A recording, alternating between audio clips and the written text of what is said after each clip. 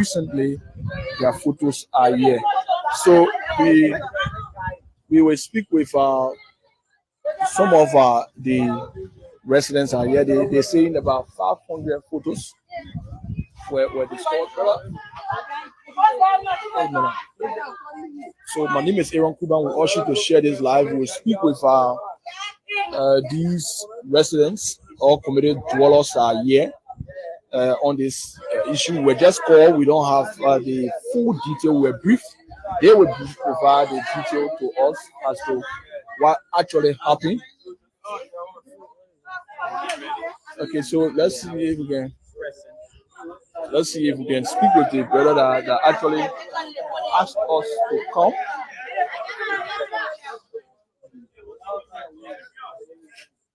So let's see if we can speak with some of the community leaders or some of the people here. Okay, so let's firstly get an understanding of what, because our viewers that are watching got to understand what actually happened. Tell us what happened here. No, really, I was not around today. But what have you heard as a cheerleader of the community? Yes, when I came from Conakry today, this afternoon, I had my older sister say, "You got the news?" She just went to me, "Osa, you got the news?" I said, "What kind of news?" She said, "The entire community, boys and girls, the pictures were on a bench, a mattress." So it shocked me until it gave me fever. Later, my cousin came with the other photos in her husband, my nephew that in the state, other people, and one of my son, I can call him Chateau. Sometimes I can say, "Give me something." Yeah, that he picture I took from there. Only I took from there. The other book I So since then. So like how many photos did they say they saw in his room? They said the photos were plenty, like passport size picture. No, I didn't give me a mom. They only told me the photos were plenty, wrapper in the cloth, in the bed. Later I called her older sister.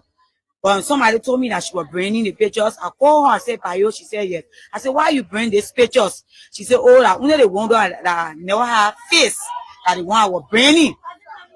So I told her, I said, "But then you are wrong for bringing it. You are not supposed to bring the picture because it's already saying that people pictures were there. But if I didn't get the pictures, then you and myself will go to the law." So I think the cheerleader says she was told about it. But you've been in the community for long. What type of person are we talking about? Was he a photographer or journalist? No, also? He's not a photographer, he's not a journalist, neither not. Even when we having our election, no pictures can be on it. So I don't know how he got those pictures. For how long he served as youth chairman of the community? He served as youth chairman for the past 2, 3, 4 years. And then he turned over. So my new chairman, my nephew are in the States here. And my older sister, she gave me the message today. So after he left, my new youth chairman, why are you suspecting might have been the reason for which he did it? Really, I don't know. Even myself, I say I see that question. Even when I call the sister, I ask the sister, I say, "But this your brother was not a journalist. You are not a photographer. Even he never worked with NEC. He worked with no entity besides where youth chairman and you can get. I would tell you, I can't get nobody picture. Nobody picture I get. So I don't know how you got those pictures." Well, let me speak with. Thank you, ma'am. Thank you very much. Let me speak with this lady here. She also alleging that her son, your son. My nephew. The nephew photo was also there too. Yeah. Okay. So, this news is scary. We hear that about 500 photos or so. Were you here to see the photos when they brought it outside? The picture for me, and I feeling where they feel it. For my cousin, when the late your wife went to go tell Cooper, but you know, you looked at the guy when they tell me something for me. I didn't really care all the time. So she went to my cousin down there. When she went to my cousin, she told my cousin, say, "Oh yeah, thank you. I'll call you. Why you teleporting?" So my cousin said, "Me carry halfway." When she carried the girl halfway, my cousin came. When my cousin came, she come in, she said, "Be mommy." Then I said, "What happened? Me, your man looking for you for all the eat. They're passing around." She said, "You almost something happened. I'm calling you to come see it." I said, "I see fire. Be my own or two." She said, "Be mommy, na tina different thing for can see." When she opened one paper one in my Michael Diff was running for representative before. When she opened her paper, see pictures. That how she looked, she said, "Oh, well, I saw your nephew picture there." I said, "Miss here." They said, "Oh, I was I said, "What a labor boy, America, nothing now working for him. But everything whole family to be witchcraft for him." I said, "So that's nothing, eh? But then no other labor, yeah. Three boy, una pictures were there. Then my cousin, una picture was there. My cousin was my picture. The cousin, when they cannot then even he they work all of your picture. But they didn't come in a bona friend, then I get talk. Why get a man passport picture? And they shut up on the man. I can remember when I was living Guinea one used to call them my sons to go to the corner of Benson and Ken Josie Road. Tell where the man bought the chef from I want to the picture at that time he was how many years old? Looking at him here, you was see. And how old is he now? The boy was born 85. Okay. But I know when they got the picture here. So he looks very young here. He looks very young on this photo. And he's an older man now, right? You are born 85. Okay. And his photos is a morning. Now, you been in the community. You've been in the community for a very long time. You've been here. Yeah, you know the person. The person we're talking about, the man who died, you know he? Yes, I know you're born in the community. And you know the man who died? Yes, I know him. And what about person he was? How he used to behave in the community? Boy, no, used to get respect for people. I say, I told you one time. I said, any child you see what don't have respect for other person, something about them. And what did the thing about them? I told you before. Okay, thank you. So let me see. More people bringing photos here. More people bringing the photos from. Wow, two persons. Yeah. What's the relation to them? How you relate to them? This is a friend. Friend. Yeah, this one used to live in my house, but right now he lives in the Philippines. He's in the Philippines. Yeah. Then the one used to live here. Yeah, he you don't know where he is now? He just told me not too long. He said he's driving coming on 11th Street. Does he live here around here? No. Okay. He doesn't live around. This is Thomas Perry and this is Romeo Copper. But you didn't hear about the men doing anything like collecting photos for election or something? I don't know. Not that we have heard anything like that. It was just shocking to us. Yeah. Why you think he might have done this? Why you think would be the reason for it? I don't know the reason.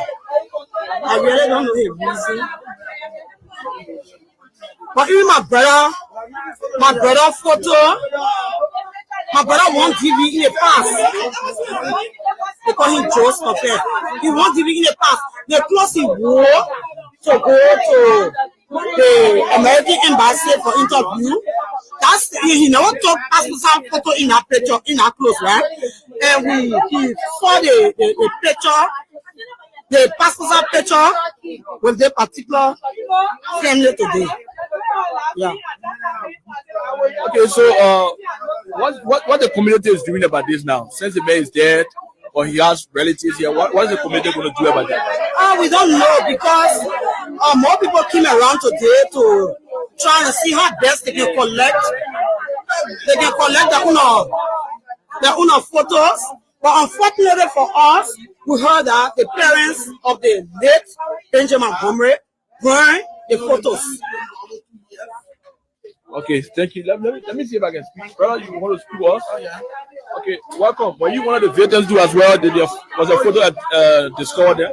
Oh yeah, I heard it today.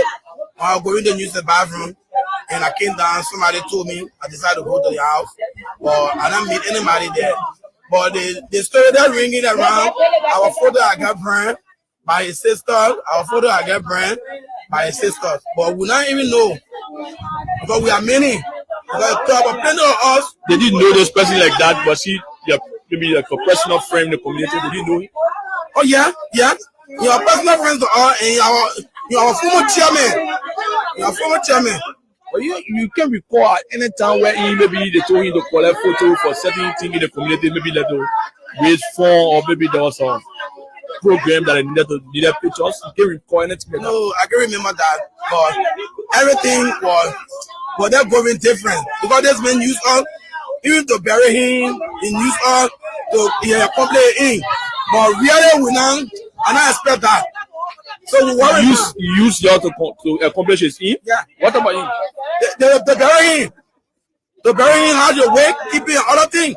The whole community did that, the rally. The community did that. And we not screech to people because everybody don't know that chairman has gone, so we have to make it to be a great day. And which of course, he was resting upon us. Making all the feedback, making us to look at different people in the community. They're not even one person photo in any house. It seems like you regretting your action by standing by his family. Really, I regret it. It's not even my one.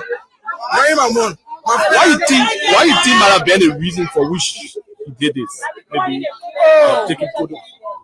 Really, I don't know. But God knows why he did that. But only he and God know, and he will pay for that. Okay, what's your name?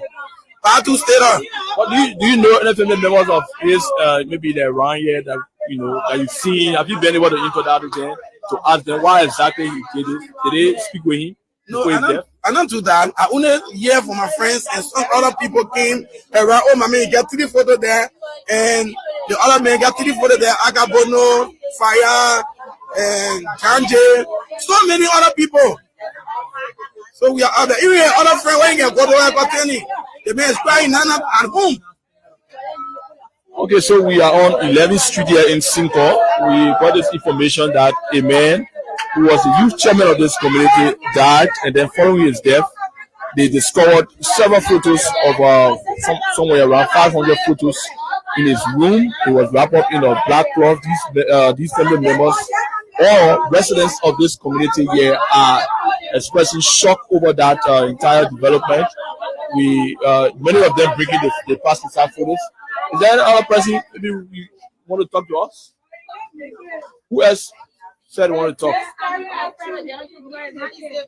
Why are you afraid? Your photo was there too as well? No, but the people that are here with all of them, I pictured them. You saw some of the photos? I did. And how many photos did you see? About 3 to 4. Like my lady, her husband, her picture there, the late brother there, and then her picture is there, her brother picture is there. And these are pictures that have been for over the past 10 to 15 years, going 20 years. That's just it. And we all stay in the community, you're not seeing anybody passing, you know. You say, oh my God, oh my God. You know, there's no picture, or you know, I get it, okay. So when you get it, I try to see community. Why you keeping it? Why you shoot out before you come out? It's so strange, brother. I'm just, since my entire life, I'm just in this kind of thing. Seriously, do I live here? I can say my past life, I'm a rental here, but then seeing this, wow. And he's one of the pioneers. Why you should die before all of these things come up? Why? Why are you keeping me photos? Oh no, you're there. Pack it so well like that, like, you know, some in the form of passports and all those kind of things. Yeah, so. Okay, so we'll try to speak to more people. Can you speak to So, welcome. You one of those are a photo of the squad too as well. Yeah.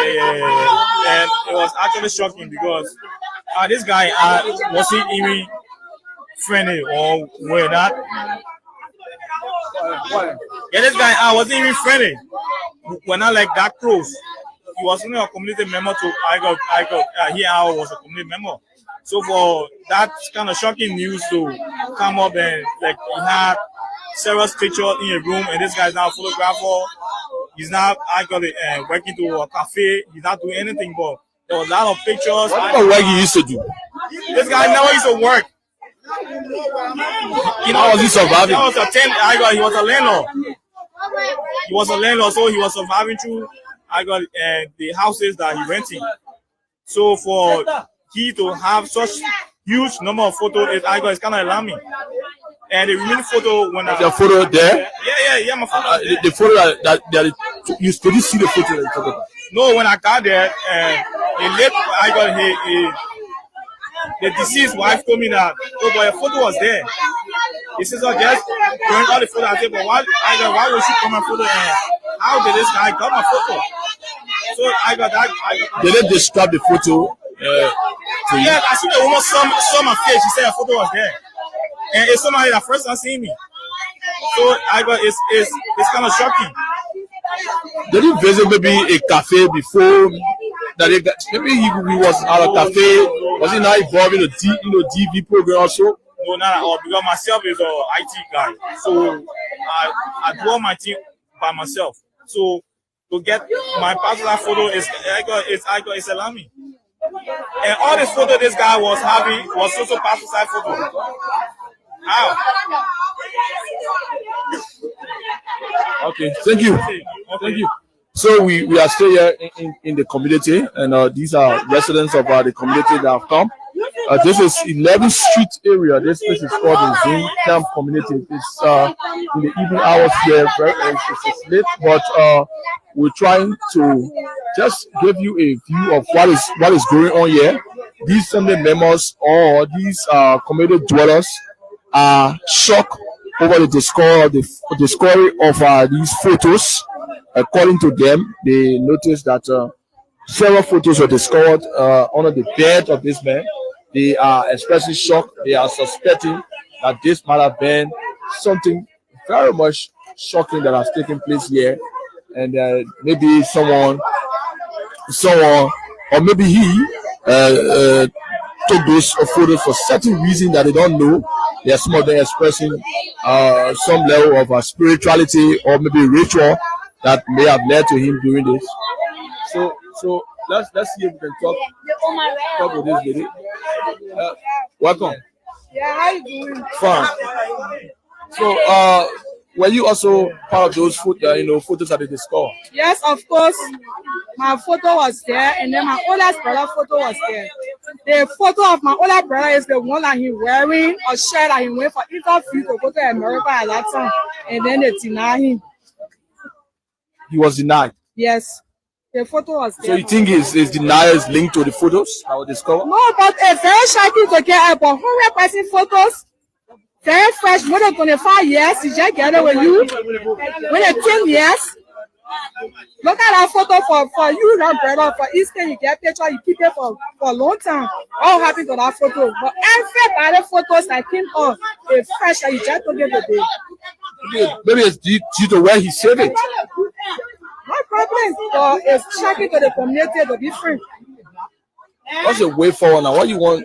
Maybe, I can say you have already been exposed because you keep those photos for I don't know how many years, and today the whole community get to know they have already been exposed. We just give God a praise.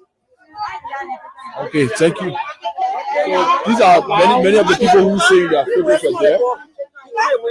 Okay, so some of the individuals are coming from very far communities. Some of them have left the communities several years ago. Some of them relating some other areas now, but they've been called tonight to tell them that the former youth chair who died in his room, under his bed, there were several photos there, and these people are especially shocked. They are afraid, and they are shocked. They are shocked. This is another person here.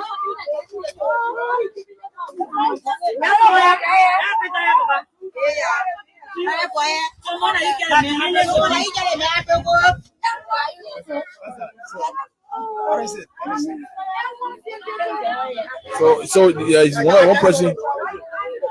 He's one person who. No.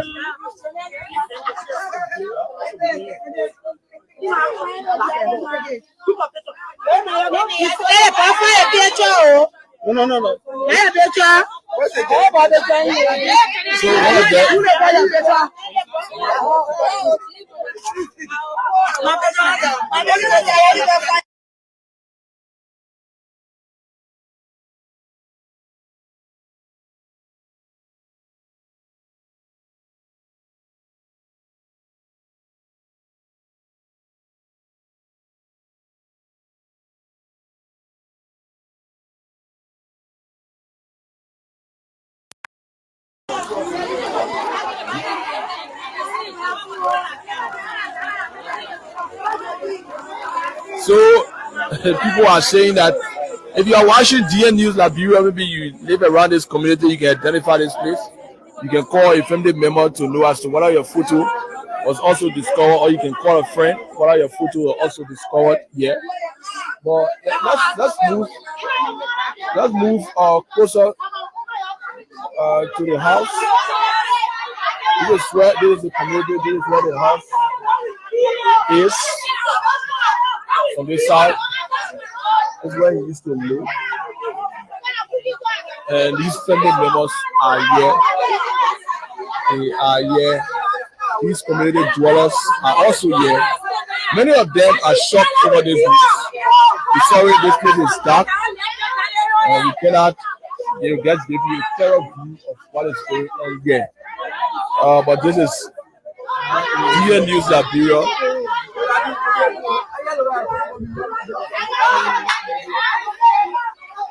So you think it was because you wanted to support? I'm not putting the camera on vegan. You think it was wanting to support the people in the community? Yeah, you want to support people. You mean why you had the photos? I don't have photos.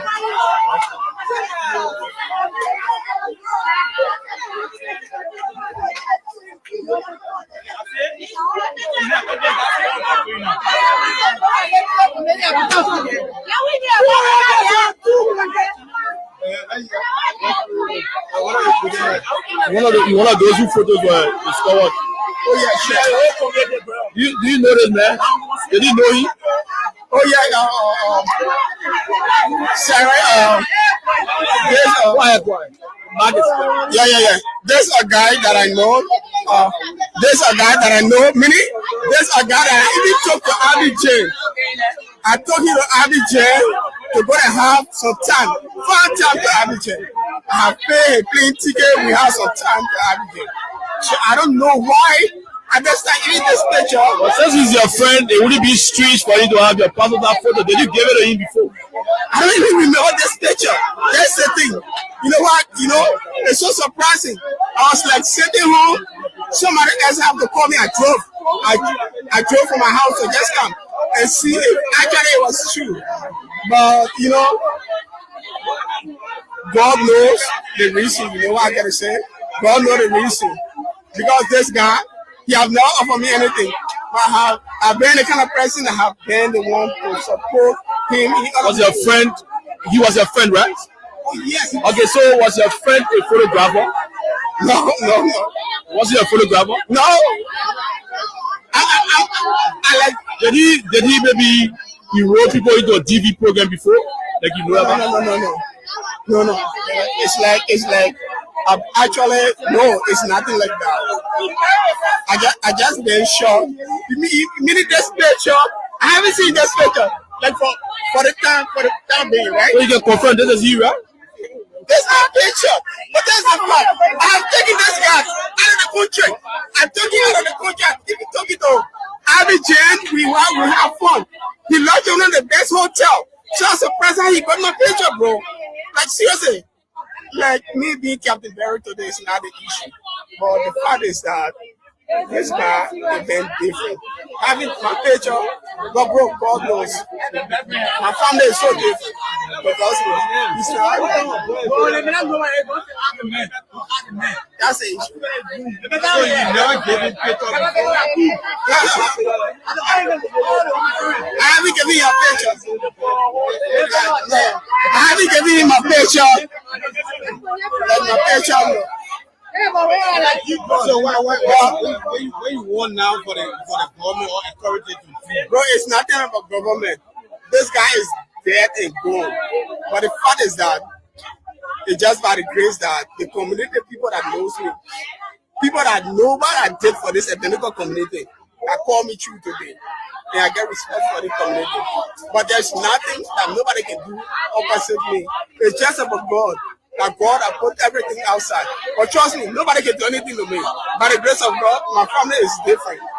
With all of the things people do in Liberia, my family is different. I believe in my family. I know who my family is. We are not in the kind of people that will do so many different things. So the day you want to do anything against us, they will always come out. They're so different. You come against me today, I take you out of the country. Me being the kind of person who take you out of the country to go enjoy life out and come back, and then you dead today, and then your family, your own family, it's not about me. Your own family call me today to say, oh, we saw your picture on our son that dead and gone. We saw your picture on our son that dead and gone, bro. Maybe someone that is packing. But bro, I'm so different. My family is so different. My family hands is clean, and nobody do me anything easy. I'm Captain Barry. Trust me today. Trust me today. I'm Captain Barry. Nobody do anything easy to me.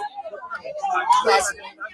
Okay, thank you. Thank you. Okay, so that was one of his friends there. We are still here in the 11th Street community. We stay here on 11th Street, and so these community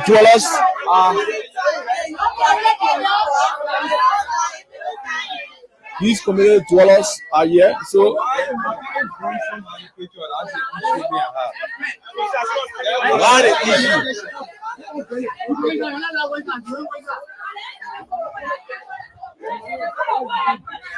So that's the issue. That's the issue of contention here. Many of them say they should not have burned. So many of these things are being brought out here. They are burning these things.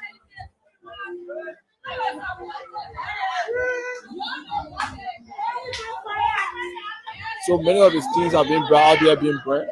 So when did this man die? He died 2 weeks ago, eh? 2 weeks ago. Yeah, 2 weeks ago. They just passed away 2 weeks ago now. Yeah, and he was buried there gone. He died on the 23rd. On the 23rd, he was buried. July. 23rd. Yeah, July. Saturday. So just buried him on Saturday. Okay. Yeah.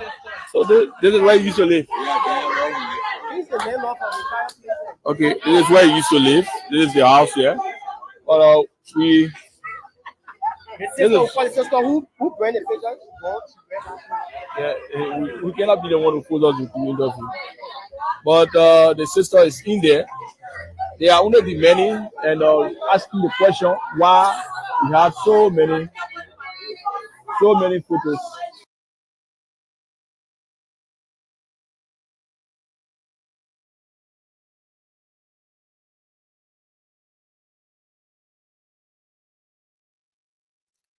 Hey everyone.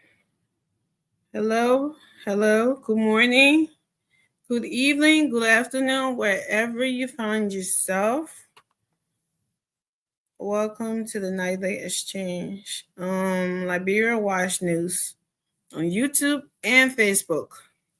Please do us a favor, share the show. When you get to your YouTube, subscribe. Follow us on Facebook, and let's do this together.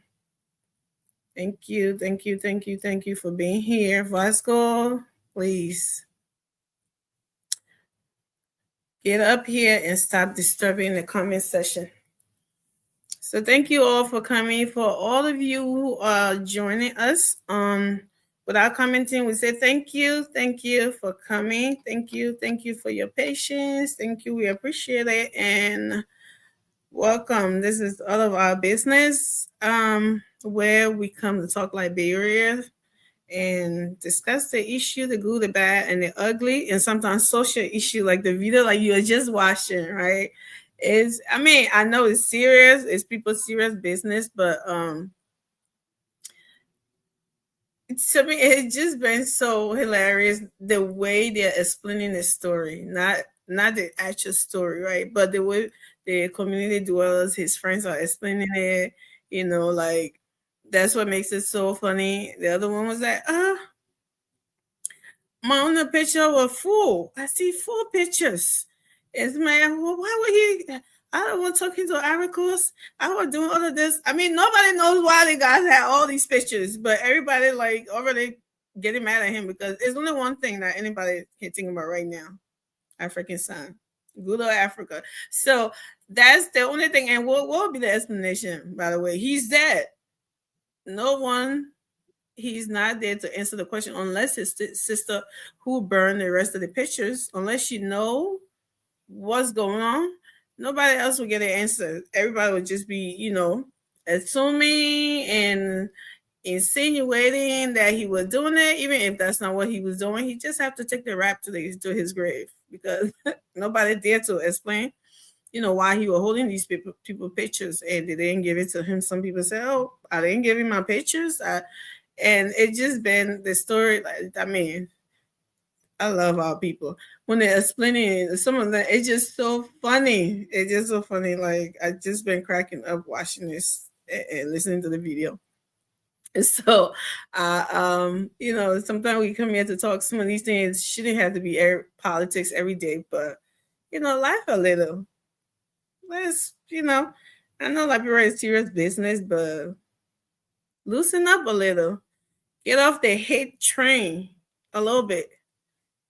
Oh, I don't want this government to do that, and the government, the opposition. Get up, just chill for a minute, and lay back and have some life.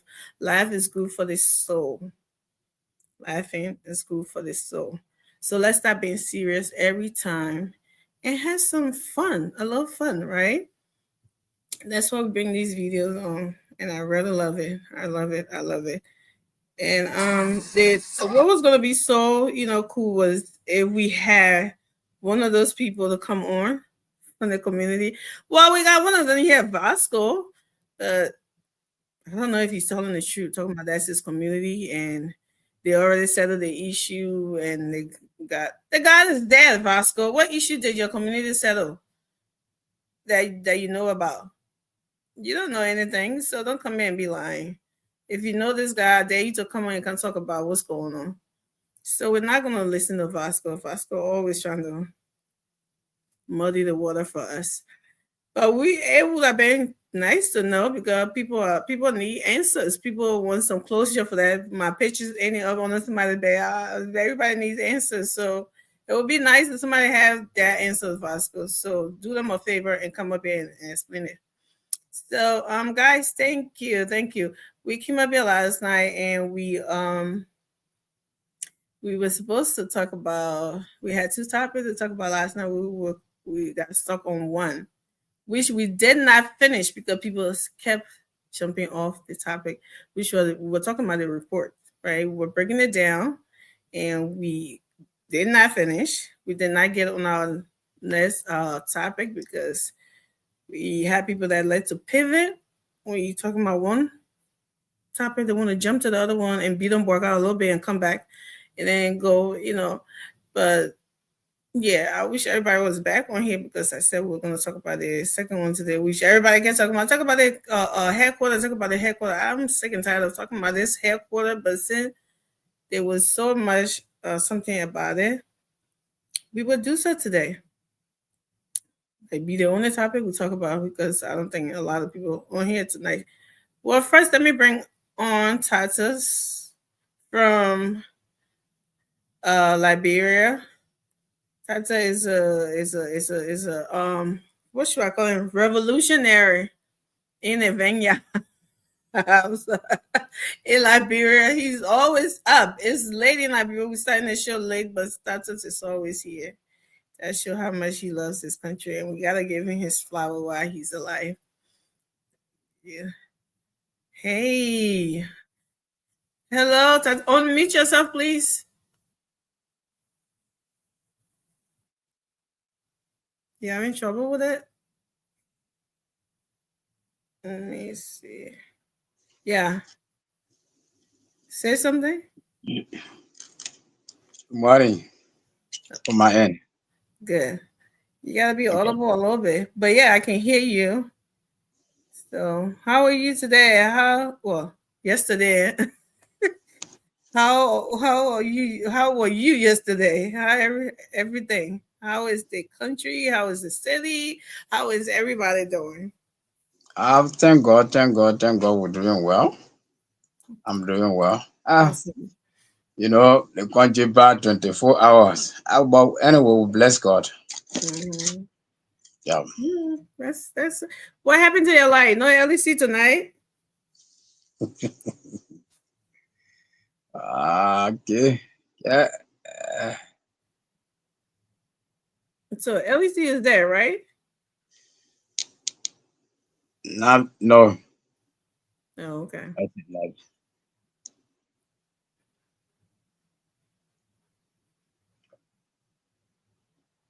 I'm still better, right? Well, you're not bad. You're okay. Just a little. Yeah. So I was just tell us what's on your mind, what's going on in the country, and then we would just move on to this. Hopefully the guys can be on here before we start, but let's talk about what's on your mind a little bit. Maybe we will. Yeah, thank you very much. No problem. It's a good time to be here today again to discuss our country, our beautiful country, our country. Well, on my mind this morning is that yesterday about 3% died because of this same drugs issue. Mm-hmm. Yeah. So these are some of the things that we'll continue discussing on this platform, and we'll always discuss about it. I'd like to encourage the DEA director of those there's a challenge in the entity, but you need to double up and fight by all costs. So at least our young people can't be dying like that. Seriously. Yeah. Is that something that we need to take it very serious? Because our youthful generation is spoiling. The children, that's why they go on time, people have the protest. But still, we still need to fight against drugs. Drugs issue in this country is getting rampant. And these are some of the things that will beat on CDC in 2023. So I'd like to encourage our government so they can see how best they can fight against drugs. Because if the youth continue spoiling, who will be the leaders tomorrow? And these are people that we expect that tomorrow they can be our leaders. But if they take it just today, 10 years from now, if we continue, so many millions You're of taking it too far. Go ahead. million of youth will be spoiled. So I'd like to encourage the government or call on them to see how best they can take action against drugs issue. Thank you. The way you had it first was better, Mr. David. No, the other way. This way? No, the other way. Yeah. That one is better. Okay. Thank you, Tatis. You're right. I seen that yesterday with the I think there was 4, right? And I think they were laying in this muddy mold looking house and they overdosed. That's why we all said that the march and everybody embraced the march and everything went smooth, but it shouldn't just be, lip service, right? They should start taking some actions on these things because some of these guys that are doing these things, they don't know how to handle these things. When they get excited and see it like, they want to use it like food, and you get overdose, and before you look, you're talking about 10 years. You're talking about 3, 4, 2, 3, or before the administration even ends. If they don't do anything, God forbid, about it, it's not going to be a good look or a good thing for the country. So I agree with you. Like, the government needs to do something. I know we have some private entities and stuff, but the government holistically, they would make a big impact in the country with this drugs issue then. And I like the approach that the community has taken now. You seen how they go breaking down, areas that they feel these boys are hiding. They're breaking it down. I don't know what community was. I seen that yesterday, and I was like, "This is a good thing. As long as they're not mocking them to death, you can do that. Because if you, the way they had the community terrorized, like everyone are afraid of them, because they claim that they have sharp objects and stuff, and so they are afraid and stuff like that. So it was kind of scary that they were doing that. The community were doing that. I think it's good that the community stand up to them. That would put fear in them a little bit. Then everybody, like, even that when I went like Brain 2023, that red light, as crowded as red light is, you'll see 2 or 3 of the boys. All that whole crowd would be afraid. Those people, they'll be doing something to somebody, robbing somebody, and everybody will be standing there looking at them.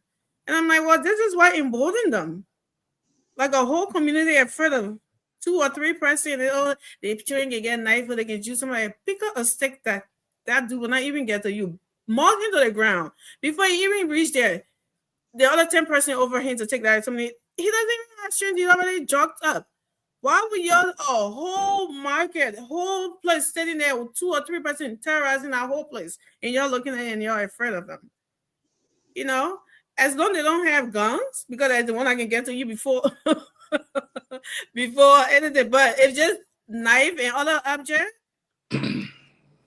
Yeah, but sometimes what you saying is true, but sometimes if you will not be expecting them that to say, oh, maybe if I'm working, I have to take stick. You will not be expecting them, and you get in better the with them market area. unexpected. No, not that. Like where because usually they go there because they know people are afraid of them. Oh yes, John, we are on YouTube too. On Liberia Watch News. You'll see us there. Let me put this. I think this is the link. If anybody want to come up, let me put the link in the comment section. Liberia Watch News, we're on there. Yeah, not walking with stakes. I know what you're saying, but I'm talking about places. But anyway, welcome, Mr. Davis. Thank you. How are you? Good, and you? I'm awesome. What's in your mind? Yeah, you're talking about the drugs issue. It's very dangerous. For me, I don't know what to say about the drugs issue. The only thing all Liberians got to do, they got to come together to march down the drug issue. If any government official you are caught in the drug issue, they should treat you the same way they treat the other people. Exactly. They shouldn't treat access different. They shouldn't say they man gotta get VIP treatment. You gotta see that official government go to jail different than ordinary people go to jail different. You should go to jail the same way. You should not. They're not way they say you gotta get lawyer, you gotta get one. You should go to jail immediately. So it is the way all the man we gotta wait for him. You gotta get lawyer. You gotta talk to a lawyer. They all come on, man. Okay, you don't talk to a lawyer. Carry to jail. So when it comes to drugs, they should pass law that when they catch you, your name mentioned, you going to jail. You will be in a jail first before you talk to your lawyer. And most of the time, the government, the minister or whosoever, senator, representative, when they catch you, they give you 72 hours to resign from your post. Then from there, we will see how, because most of the drugs are coming like the big people bringing it, like the bigger cars bringing it. Yeah, they but will. You B-man go Guinea, bringing drugs, they will not check your car. You go Sierra Leone, bringing drugs, they will not check your car. And plenty of cars traveling on the road now. That's what they're doing. So most of the people they say are going to visit Sierra Leone. When they come in, they bring a lot of drugs with them. They're not going to check senator car. They're not going to check representative car. But you don't know whether they don't want to bring the drugs. That's how most of the things happening. So we should also the security government got to pay money to something for them to get certain things to the border to be testing most of the car, testing most of the goods that are coming into the country, into the desert. Hey, my man, just drop again, give them $50 or $24, drop again. Then they may carry millions of drugs into your country. That's what is going on now. Because the only people that can deal with to the border are smaller car. They drive them. My man, open your boot, open that one, open that one, open that one. They start checking for drugs. But the bigger people, the senator representative, they don't check them. That may get suitcase of drugs in our car there. Nobody testing you. Absolutely. The senator, how they can do it. So this drugs issue is very bad. It's not the whole country.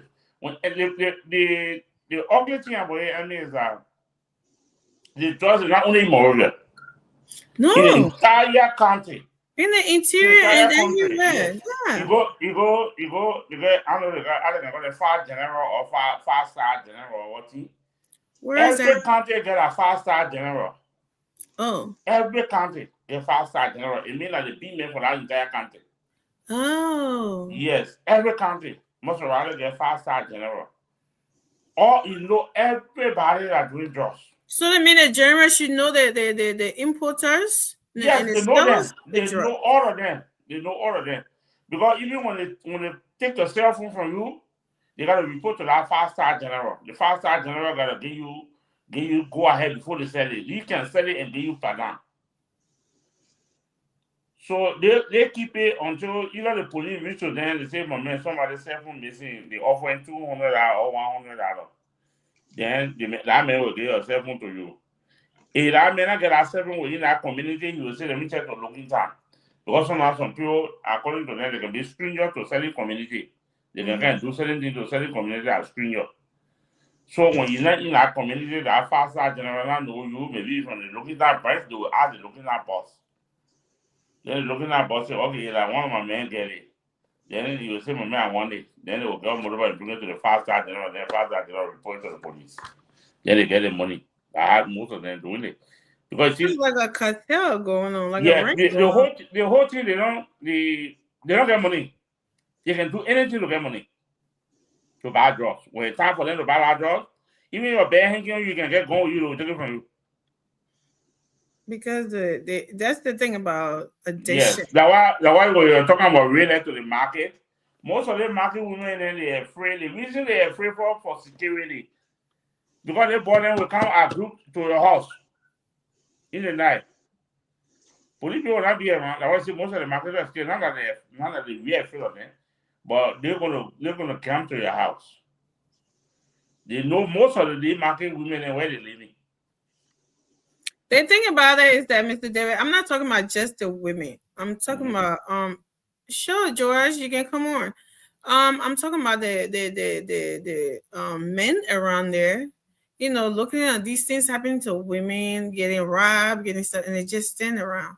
You mean to tell me everybody like in the market, they know everybody's houses? Not actually. So, but see, Liberia is a bad country when it comes to defending people. It's a very bad country.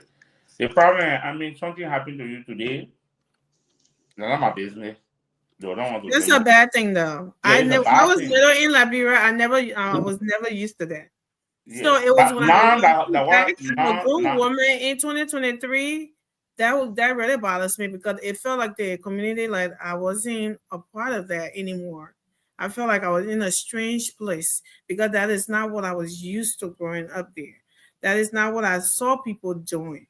You know what I mean? Like it was saddening to me, like to see stuff, how much it had changed in a bad way. That people would just stand up, people would be bystander while you're getting, like, someone hurting you. That was never Liberia. Like no. The 90s, what they call war deaths, because that's when we was, little in the 90s when Charles Dillon came to town and stuff like. Mr. David, I tell people all the time, I used to get age 5, 6 years. I used to get in the taxi and go to what they planning? ELA Junction by myself, 10 o'clock, 11 o'clock in the night. My mom used to do that. So go to my aunt's house or come back, and I'll be safe. And the people around, and no one will harm me. That is not the case today. No, they most of the tested drugs they are being even used for to transport people, to carry people where people want to use their pass for medication. People pay the tested drugs and say, "Mommy, I want three children there." So 3 children getting America, 3 children for sacrifice. Most of the tested drivers are running. It's not only private car now, they use the commercial car to do this ugly thing. So, do something happening to your family, nobody wants to go there. Something has to change about that. We got to change our system from that. Nobody wants to go there, but don't do that thing. But when it comes to me too, then you yourself about. Yeah, community. That's what I said. They're supposed to look out for each other, like and rain those gather and things. That's what a community is supposed to do. Look out for each other. Not say that somebody, leave that man, forget about that man, and something. And then when it happening to you, you wanted to forget about you too. Yeah, that's not life you're living. That's the Go ahead. The problem there is that I live in the community, and then I know very well that 24 hours they doing their all smoking and all that stuff. If I continue telling them leaving the place, you leave the area, you leave the at the end of the day, they will come over me in the net. So these are some of the things they see, even though some of the community dwellers, they don't report those gardens, that these are some of the things. Because we are said we are afraid to the extent that if you make any attempt, at the end of the day, you will feel the penalty of it. You see that? Now, go Queen Grey. Queen Grey now the whole city by itself for drugs.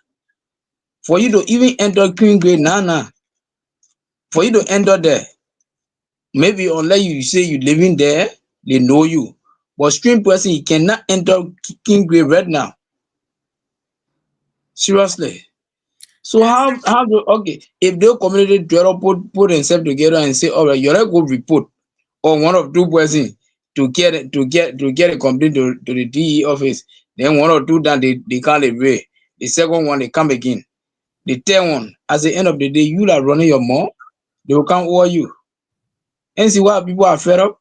So these are some of the things that making the just very rampant. Well, this is what the police needs to do, or DEA, whatever they call it, which one they can. They need to have these safe or something. When a citizen calling to say that they need to be protected.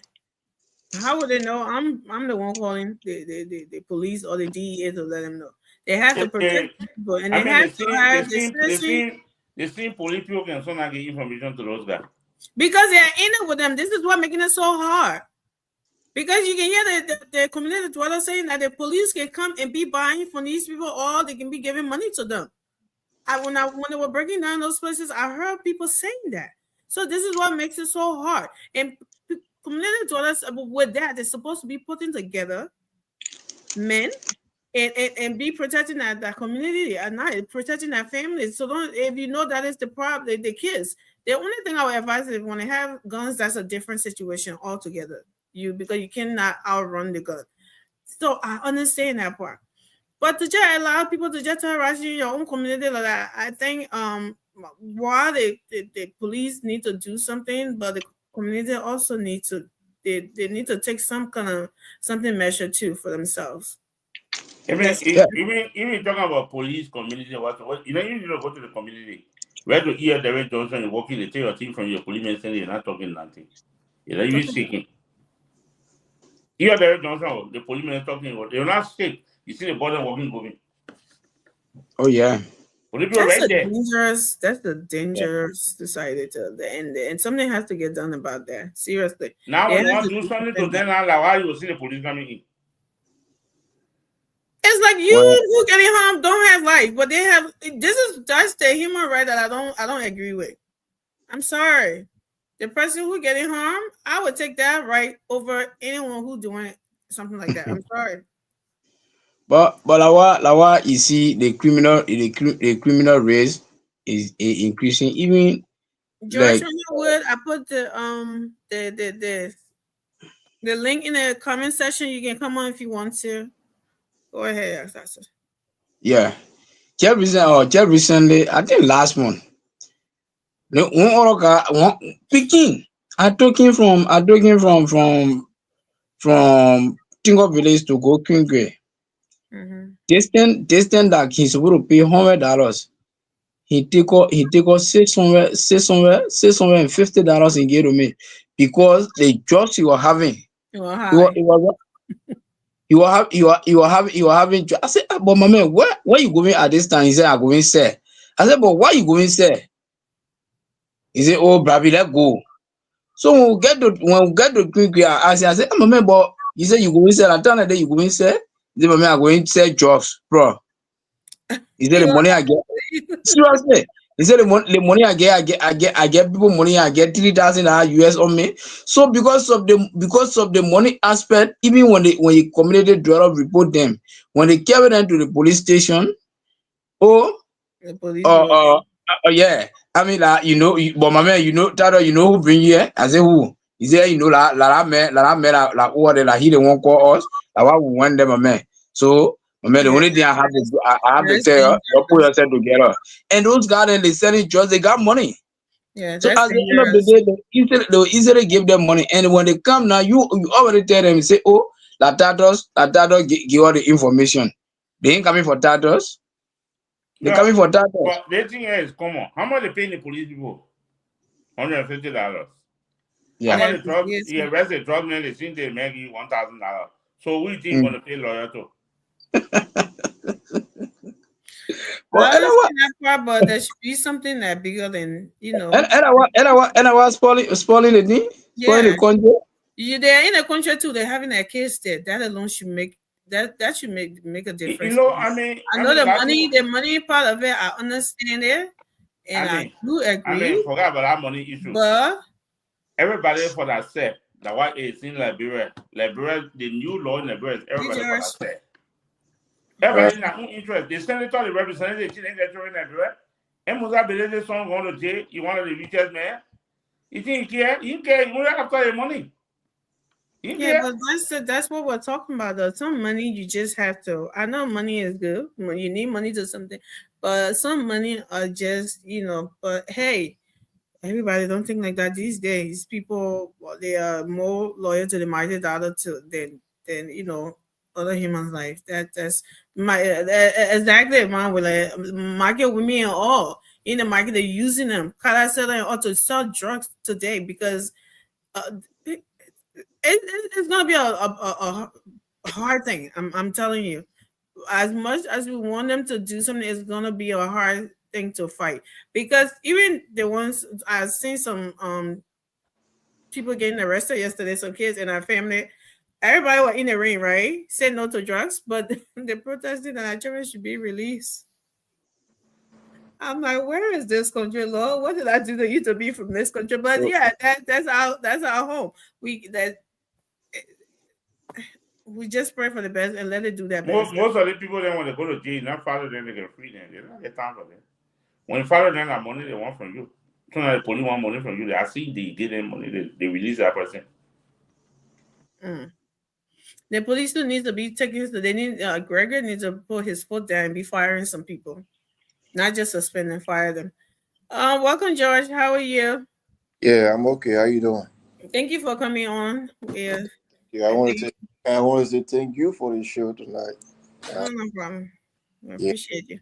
It could have been something else you discussing, or you discussing something very paramount to our country. Yeah. We first of all, we need to ask the government to first of all control drugs. Right now, drugs cannot be eradicated in Liberia. Yeah, it's going to be controlled. You're right. How? First of all, let's take for example, you got so many people in Liberia now. A lot of inabilities. Yeah, they don't have the means to live. They don't have the means to work, and also when they break, they don't have anything to eat. What am I doing here?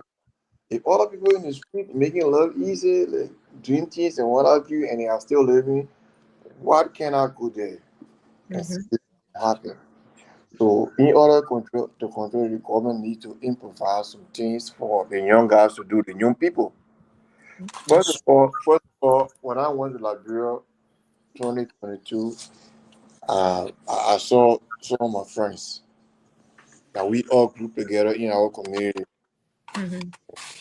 When I saw them, they were all bad. Oh, there was a guy, I want to call his name. He and myself came to school together. Right there in BW Harris. When I saw you on Broad Street, you were there. You couldn't even make him up. Yeah, I couldn't, boy. No, he said, "Oh, Georgie." I'm like, "Yeah, my man, what's up?" Say, "Mommy." So I look at his face for long. The drugs have drawn him in, and then he looking so pure. I couldn't make it up. Say, my man, I'll meet you. I said, "What? My man, are you here? What you doing?" Man, not easy. First of all, joking said, "They gave me the first training, but me I go back. So I'm gonna bread to eat. I don't get bread to eat." So if a man like that approach you, your friend that you grew up together, you were eating together, and then he saw you explain some of those things to you.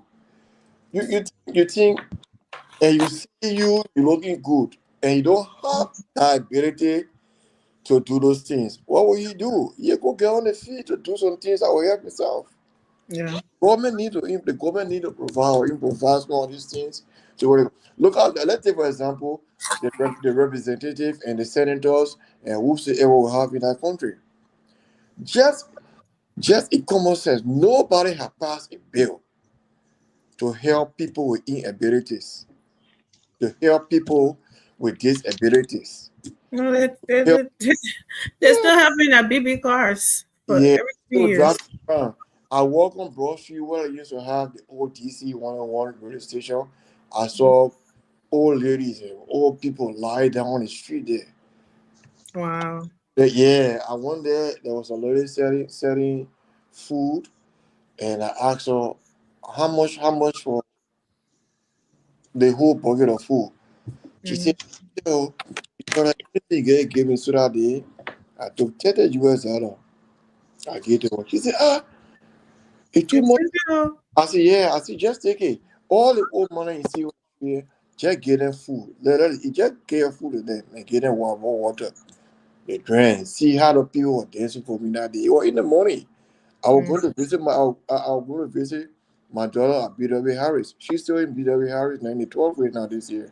So when I went there and I saw all the people, so all the thing we talk about says taking people off the street with drugs. If the government does not work to put things in order for these guys to go and leave the street, you cannot get rid of drugs in that country because that's the only source of living. If I were in Liberia too and the government, I'm not saying I'm going to do drugs, but I will do something to help myself. Yeah, so I don't think some of them are doing it right now. They plan to do those things. Yeah, like you said, situation, so you God forbid, you don't know what you will let you to, sometimes we understand it too. But then we also have to think about the ones that are being, victimized too. Yeah, but and listen, when I came back, that was 2024, that was last year, when I called one of my friends and I decided asking for people that I knew in the community. Oh, my man, that man was doing drugs in Dao. Why I probably want them all want to drink drugs in Dao and what have you? So I said, what? So very happy. There was a guy who used to play soccer with us. Only we used to play street soccer. We used to call him Avoren. I don't want to say his real name. We used to call him Avoren. I remember why Avoren. My man, just last week burying him. The man died. He on the beach. He lived on the beach doing drugs until he died. Why? Wow. When time for election, we come to those guys and we market. And after we get in power, we what they call. They are all in district 7 now. Yeah, district 7 around the Mawampa area. They where they are. So they where they were. So the representative in that area need to come. And guess what? The representative for that district now, he and myself was in the 6th grade together.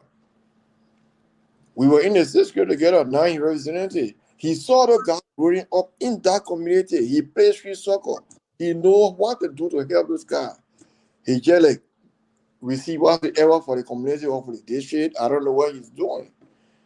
But if I was in that country, or I was in Liberia in that position, knowing the guys that we grew up together, the Aspen Street Dusty Road, he grew up on Aspen Street Dusty Road.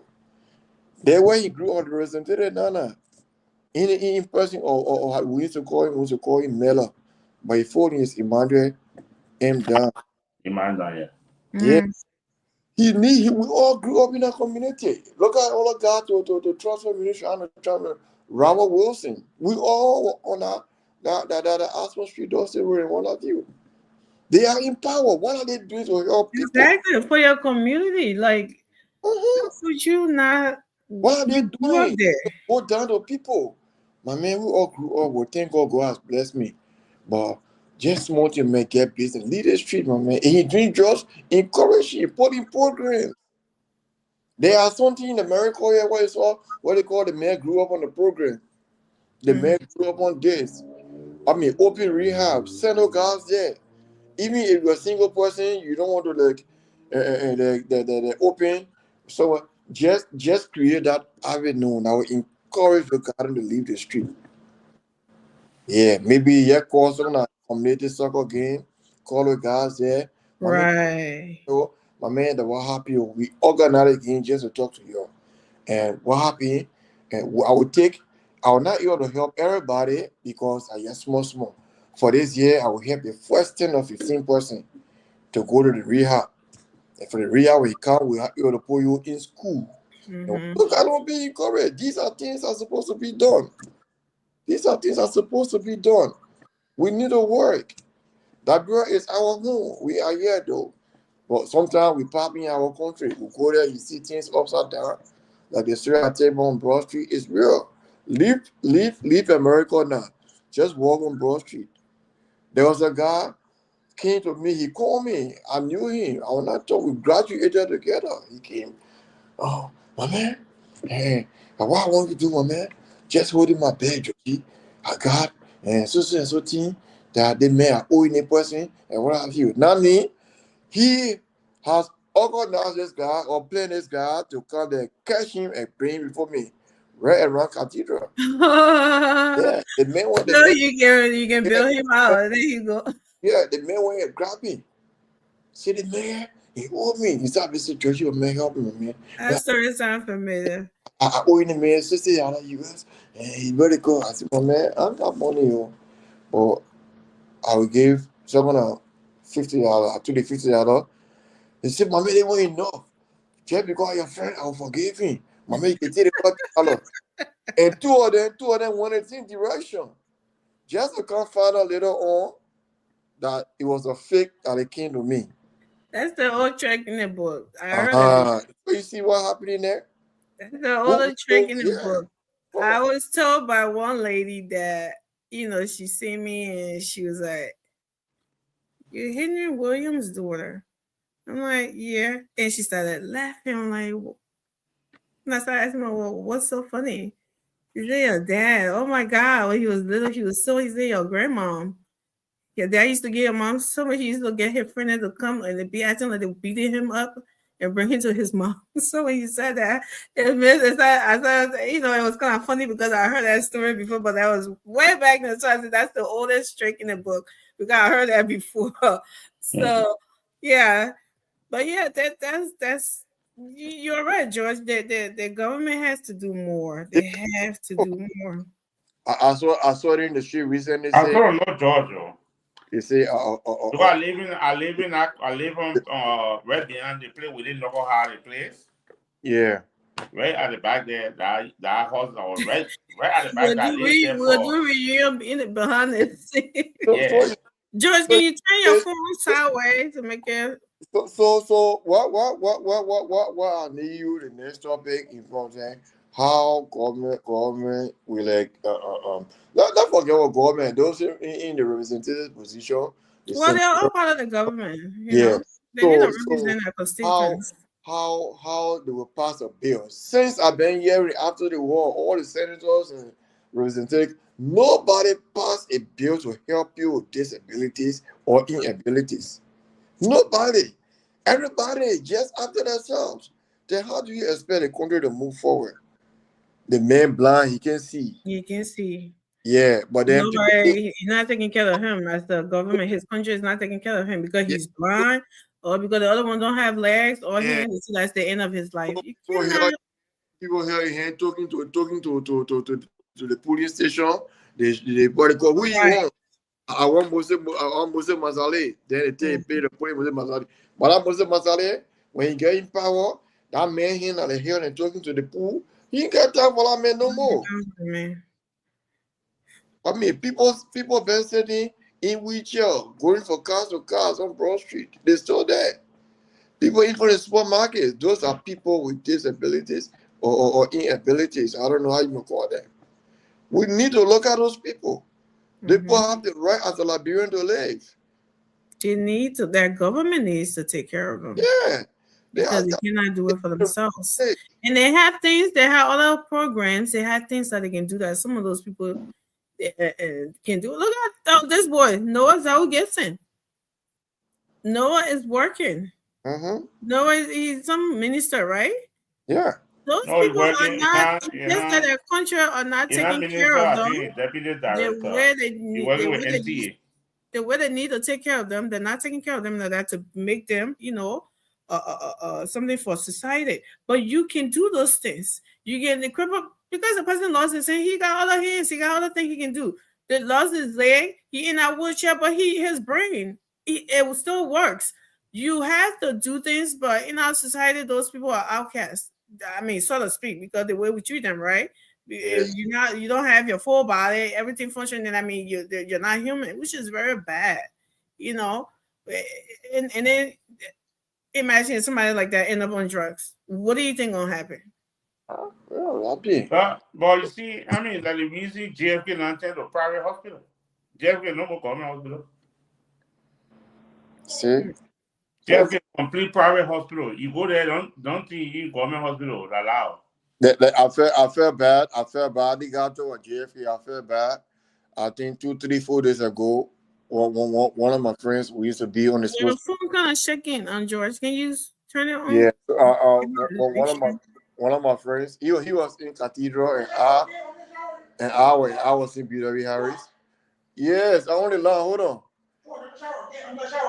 Okay. So I was on Facebook that morning. I saw people crying to the funeral home, and I heard that name, the late Bashi Ture. So I was wondering what the Bashi was at.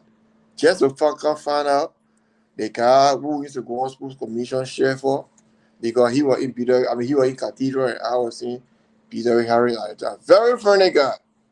You know what I'm saying? I'm not saying. I mean, how do you call it? He was into. Yeah, your phone shaking too much. Is it in your hand? Yeah, it's in my hand. Yeah, it's not still. Yeah, so yeah, I'm so sorry, me. So rest in peace. It came on me. I mean, it hurt me to hear that Bashi Ture, has left. I mean, the earth and gone. I mean, transition to the great beyond. He was one of my friends. May he still rest in peace. So we all need to pray for Liberia. We all need to pray for Liberia. Well, the unfortunate part about that, not everybody believes in prayers.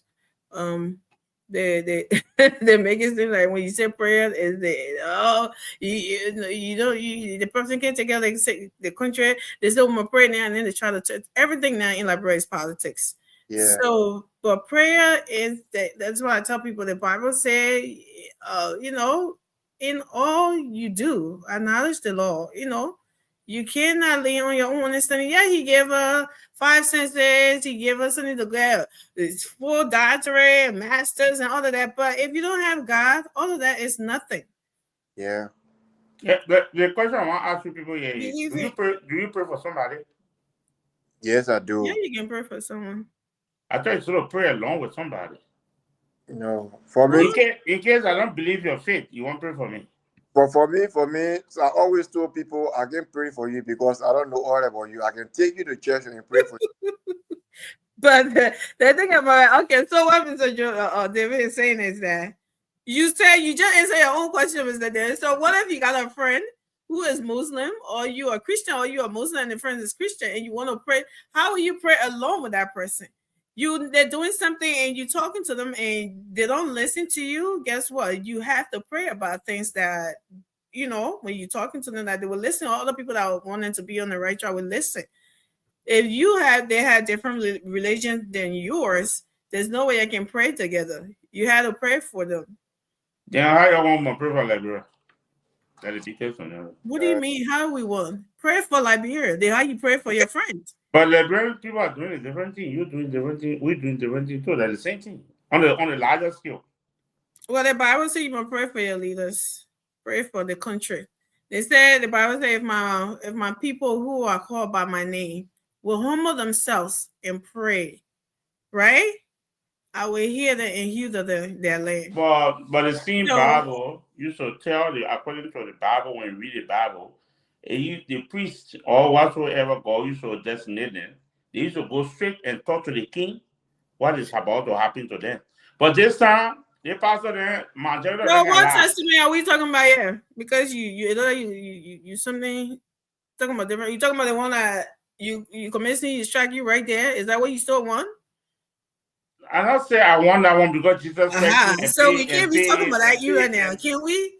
Jesus Christ and pay. Because grace are coming about, so we can't be talking about that era. It's not the same anymore because what? According to us Christian, not everybody believe that. Us Christian, Jesus came and changed all of that. Yeah, he can't pay for all. Yeah, I know that, but so it can't be the same anymore. 170 is a shameful. To keep on praying.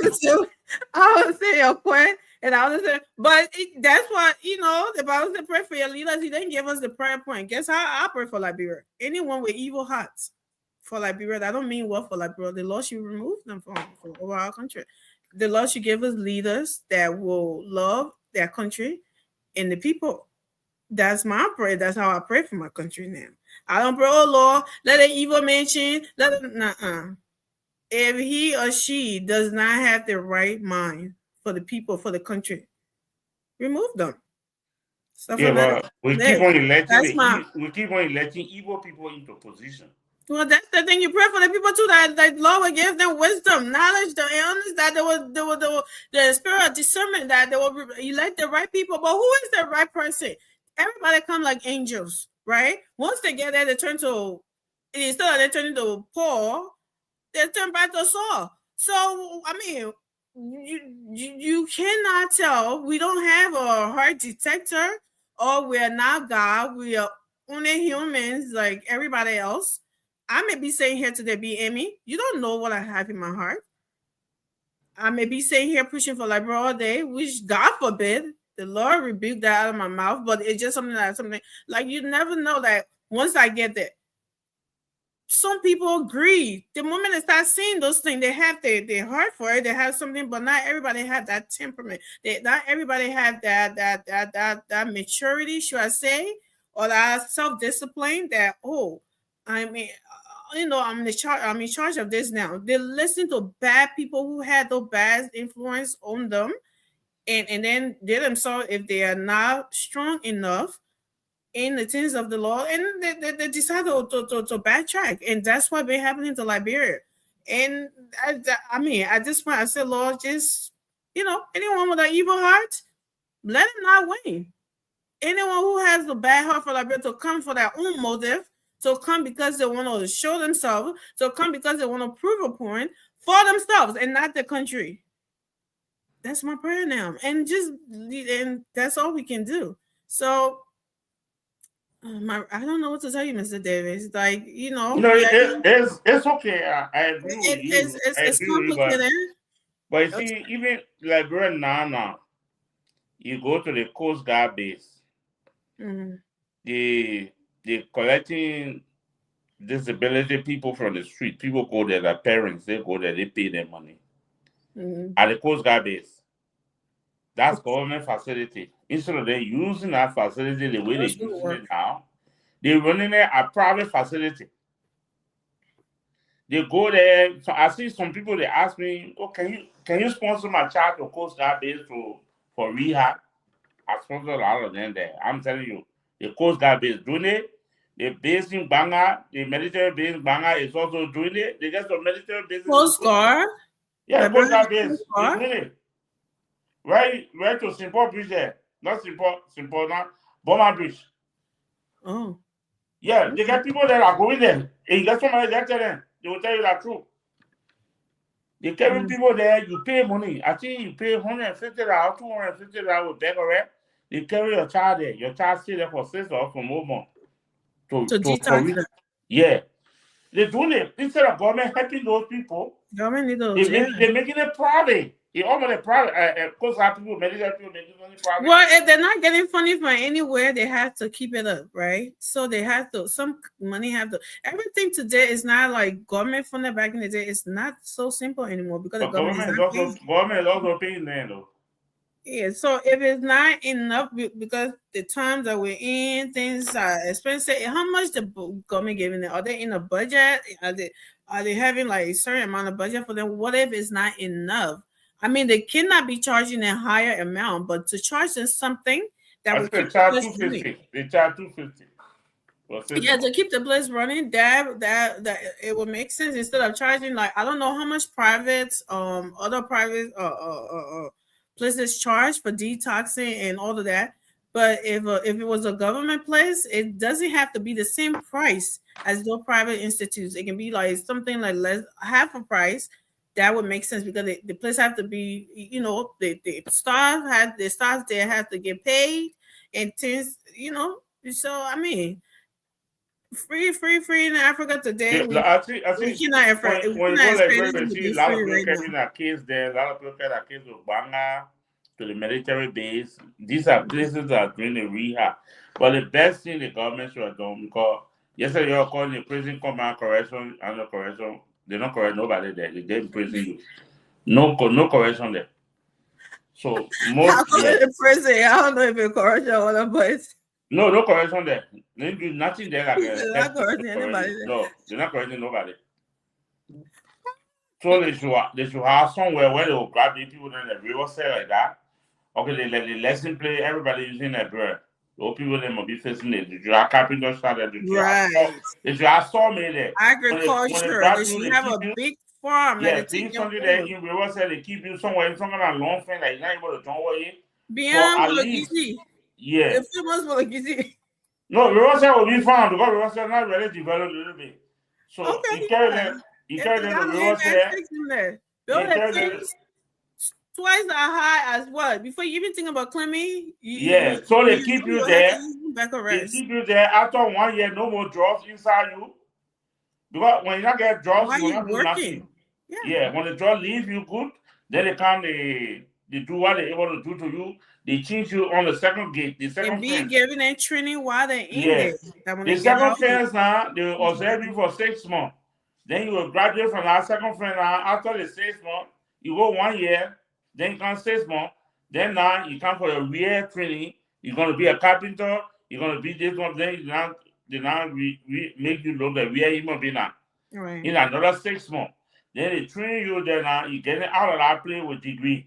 Certificate or degree like you can face car. You can face something then before they put you into society. I know when you're making money, all the one there, you will not get yourself involved in jobs or whatsoever. But one thing about that, one thing I've seen, like a couple of interviews, some of those people on drugs do have professions like they, I think what was the interview? The guy was saying like he's a mechanic, and somebody else was saying like, but why are you here? Something happened, and somebody just told me to take this and calm down, and that was it. So some of those people in there, they are not just some foolish something. It just frustration sometimes. A lot of people handle it differently, and I would not want to advise anybody to run to drugs because that you're just making it worse. You're destroying yourself. That's what you're doing. No frustration, amount of frustration in the world. I know we all go through stuff. Trust me. Sometimes it can be easier said than when you're in it. I get it, but drugs should be the last option. That any friend will come to anybody and say, just take this for you to relax. I'm not. That's most of the people that said to my friend. I don't believe that story. I don't believe that story. That my friend put me into it. No, I don't believe that story. It don't work. When you're not interested, you're not interested. Peer pressure. It works on some people. I would not say it doesn't work. Peer pressure you may be the one who resists peer pressure. I may be the one who can resist it, but not everybody. So you cannot say that, or I would not say you cannot say, you can say whatever you want to say, but to say I don't believe it, I do believe it. I have encounters with grown-ups. You just look at yourself, your friend say, I put in the body. I have encounters on grown-ups that friends can influence them into doing the wrong things. Grown-ups, I'm not saying children. Grown-ups. They were willing to do it. Exactly. So I don't know. You would be surprised. So peer pressure is real, man. It's real. I mean, even children can resist it. I used to feel power from my grandfather, but still I never drink. I never even tasted it. You know, just that. So you know the power was sweet. He showed me how to fix it, how to prepare it. I did all that one for him. I go and put down the palm trees, whatsoever. I prepare it nicely like that, and go get him. I go collect it in the morning and go give it to him. I never say, what is free? Let's feel like business. Wow. People talk about it so much. I just want to taste it. I don't drink, but I just want to taste it. The one in Morero, you gotta be very careful because most of them. That's what people tell me to say. It gotta be for the interior. So yeah. So when you go in the village, you will see it because a lot of people now they put in yeast water. Oh. All kind of water they put inside. They put yeast in it and give it to you. They say the palm one. So now they bring one bottle of palm wine, make 3 gallons inside or 5 gallons inside. Welcome, Morris. Welcome, Max Munstill. Welcome to the show. So we are here, right? Talking about the drugs issue today from well, it was kind of what's on your mind, but it's such a sensitive issue and serious issue in our country. So we just decided to dig in, and everybody was giving their, thoughts on it. And I know Morris Washington listening, he always does. And Formula 2, right? So you guys can just jump right in. Formula, you can. Morris can go because I just want to follow the line. Okay. That's small fun you found tonight, Amy. Okay. That's it. They get Mr. Blood from Germany. Yeah. To you know, no matter what you put, you always beautiful. I was thinking, I said, wait now, that different president the host now on the show. It's your territory. That my territory. You know what? I'm gonna call it a self-proclaimed martial territory. What is that supposed to mean? Where you coming from? Where you coming from? Where you self-proclaimed? Right. What kind of man? Why should I ask for the Williams? You see my family. We own most of the land over there. Trust me. You know that Manaseli have to contest for the presidency before we know that Manaseli had German blood. So y'all like Brimpo, y'all like and you know when I tuned on the show, I actually thought I want German girl that they brought on the show tonight to serve as a host. So none. So my family in Germany don't know me. When I go there, they'll call me the N-word.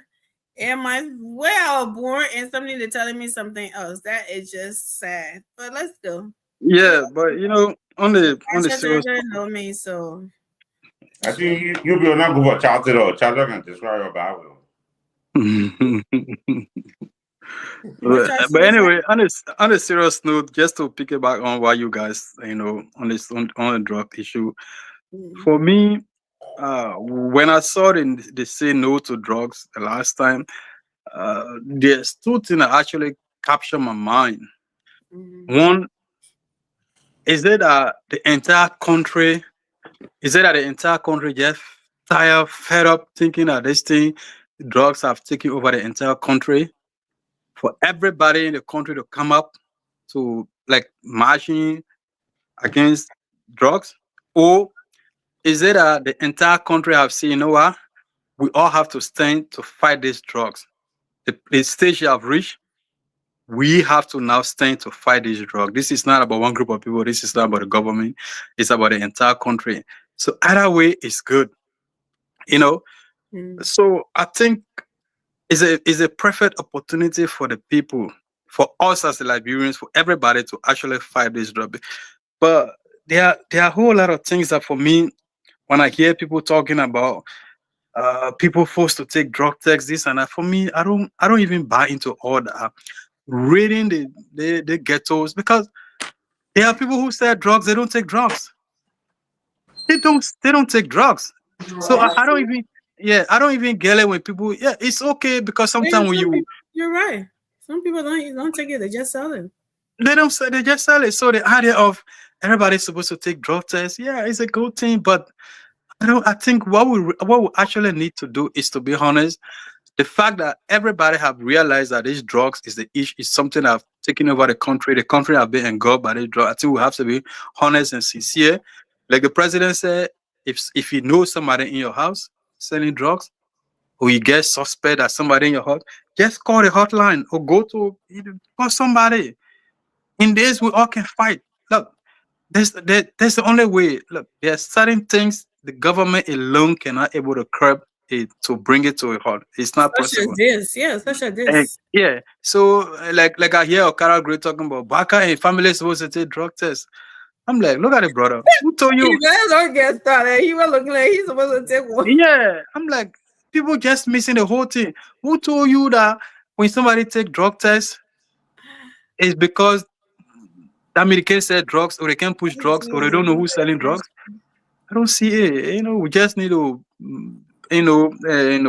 improve on our securities on the various borders. I think Liberia get over almost 200 border point. If I'm not mistaken, out of that, almost 200 borders. I know about Sierra Leone. I know about Guinea. Ivory Coast. Yeah, but there's the entry, but there's a lot of entry point from Sierra Leone to Liberia. You know how many entry point? It's in only Bowarasa. Wow. No, it's not only Bowarasa. There are many entry points. Just Lofa alone. There are many ways you can go through Lofa. They go through Guinea. They go through Sierra Leone. They get plenty ways to, when they say entry point, it's not just the main entry, the main border point. So we just a detour.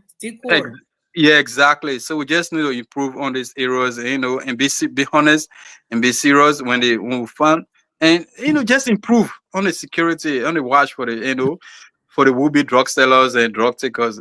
But running behind the poor children there on the street that taking the drugs, it's okay, but I don't think that is the only solution. We should focus, the LDA people should actually focus their mind on the running behind busing ghettos and stuff. There are people taking drugs in the various homes. I think people are doing that. I think they are chasing them in the ghettos and in the streets because they are causing bodily harms to community dwellers. Yeah, I agree. I'm only saying that should not be the only that should not be the only mechanisms of in the way which they think they can curb, they can fight the drugs and improve the border, because these poor children are on the street. They're not the one that bring in the drugs. The drugs coming from somewhere to come in the country. They are the bigger guys that bring the drugs, and some of the bigger guys, I know a lot of people that said alcohol, they don't drink alcohol. Likewise, there are people that say drugs, they don't take drugs. So you can, but I'll give it back to you anyway. Yeah, thank you. Pamela? Look, this is a national call, and I like this movement. I read today the senator, the most profound senator. Who's that? The one in who well pleased. Is that my Senator Abraham Darrow Zilon, while on his recess, said he wrote a piece. The former light. He's still the light. I don't know what you're talking about, but that man is still the light. Look, but I remember you said, I was say the former light. There is nobody now in the Liberian Senate that can be compared to Abraham Darrow Zilon when it comes to constructively and preferring the argument. Look, we are not carried away by noise, distractor people who believe, who survive in noise, and God, I want mere bravado and politically. Senator DeLong, and is an undisputed 21st century political actor who understands the basic nuances and didactics when it comes to the politics of Liberia. So that's how I put it today. So he wrote a piece. I was training on the social media. He said, quoting, that the LDA boss mentioned that there are key officials of government and some people almost like how the Bible said there are evil people in higher places.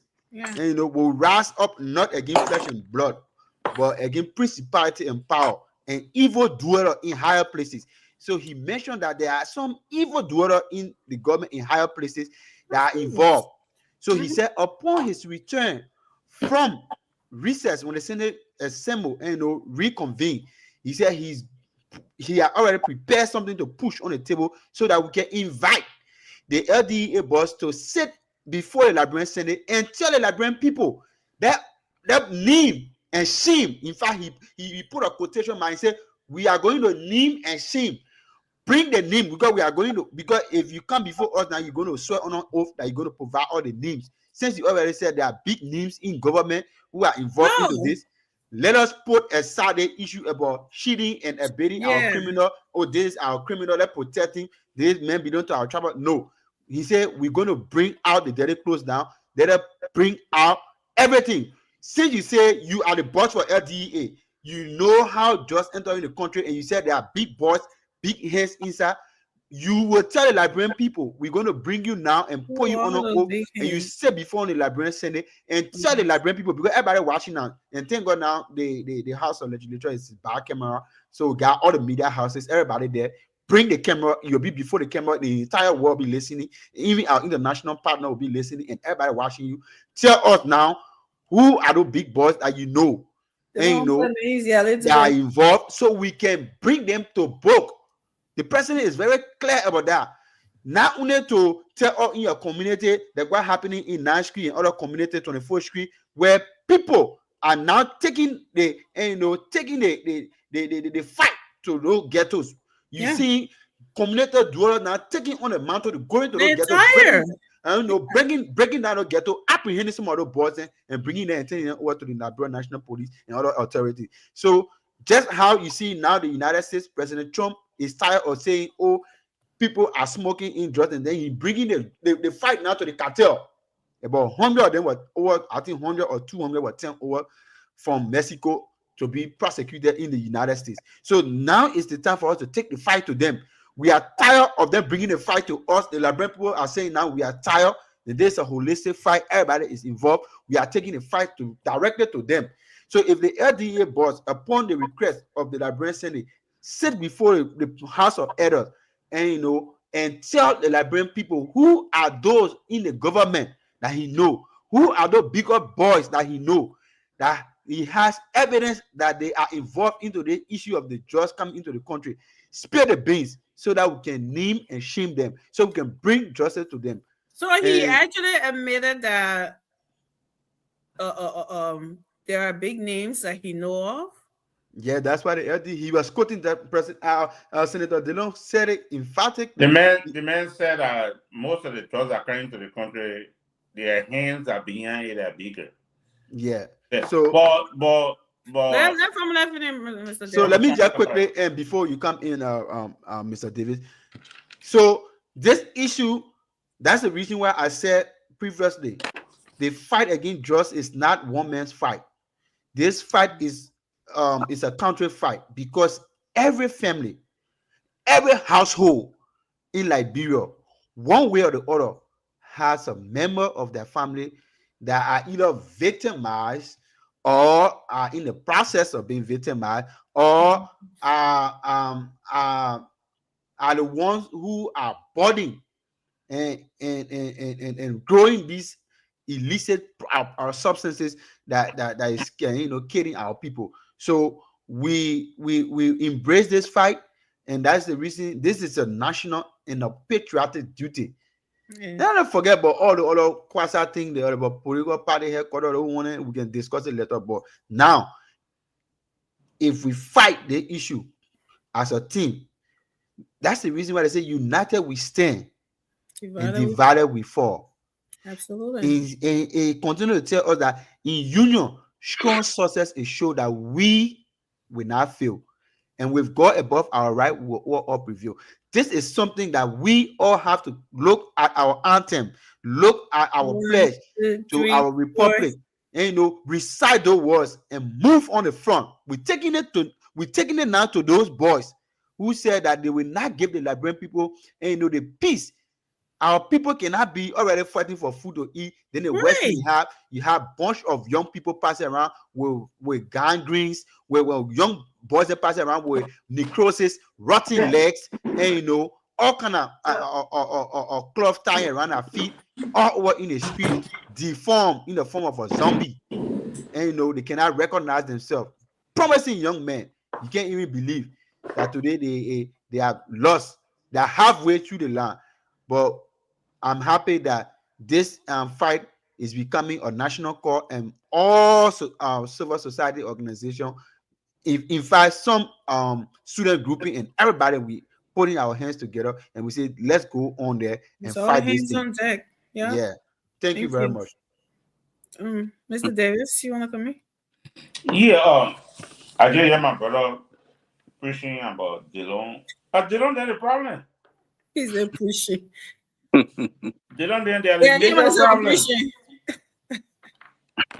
If they're not increasing our salary, they open a rehab center, they take $1 million from all of them. Every month, all of them pay $5. They can open rehab center for the drug people. So why you coming and threatening the DEA boss to come sit down to do what thing? That's a threat to him. One I made to resign. No, that wasn't a threat. It's a threat. No, go and read the statement. It was not a threat. My man, I'm saying it's a threat. Why is it a threat? Why do you call it a threat? That man will not call nobody name. Why do you think it's a threat? Huh? Why do you think it's a threat? I mean, because that man will not be able to call anybody, even like Dillon said today, he will not call it Dillon. The man want to protect his job too. That's why he want to resign. I would rather somebody who knows someone doing something, especially we're talking about the drugs, how taking over the country and what is going on. The best thing I would rather a person if you can't do it, you resign than to be shielding you because you want to keep jobs and kids are dying in the streets. The best thing, why the senator they can resign? What do you mean? Because they're not doing nothing for the people. Why the representative? Why they can resign? Nothing they're doing. They're increasing their salary. What are they doing for them? For the people that are taking drugs for them to what they call? For them to stop it. They're not doing it. They're not stopping none of them. All they want is to ride big car for the $5,000 car every 3 years. Mm-hmm. The other people they tend to Zogo. What are they doing for the people not to be Zogo?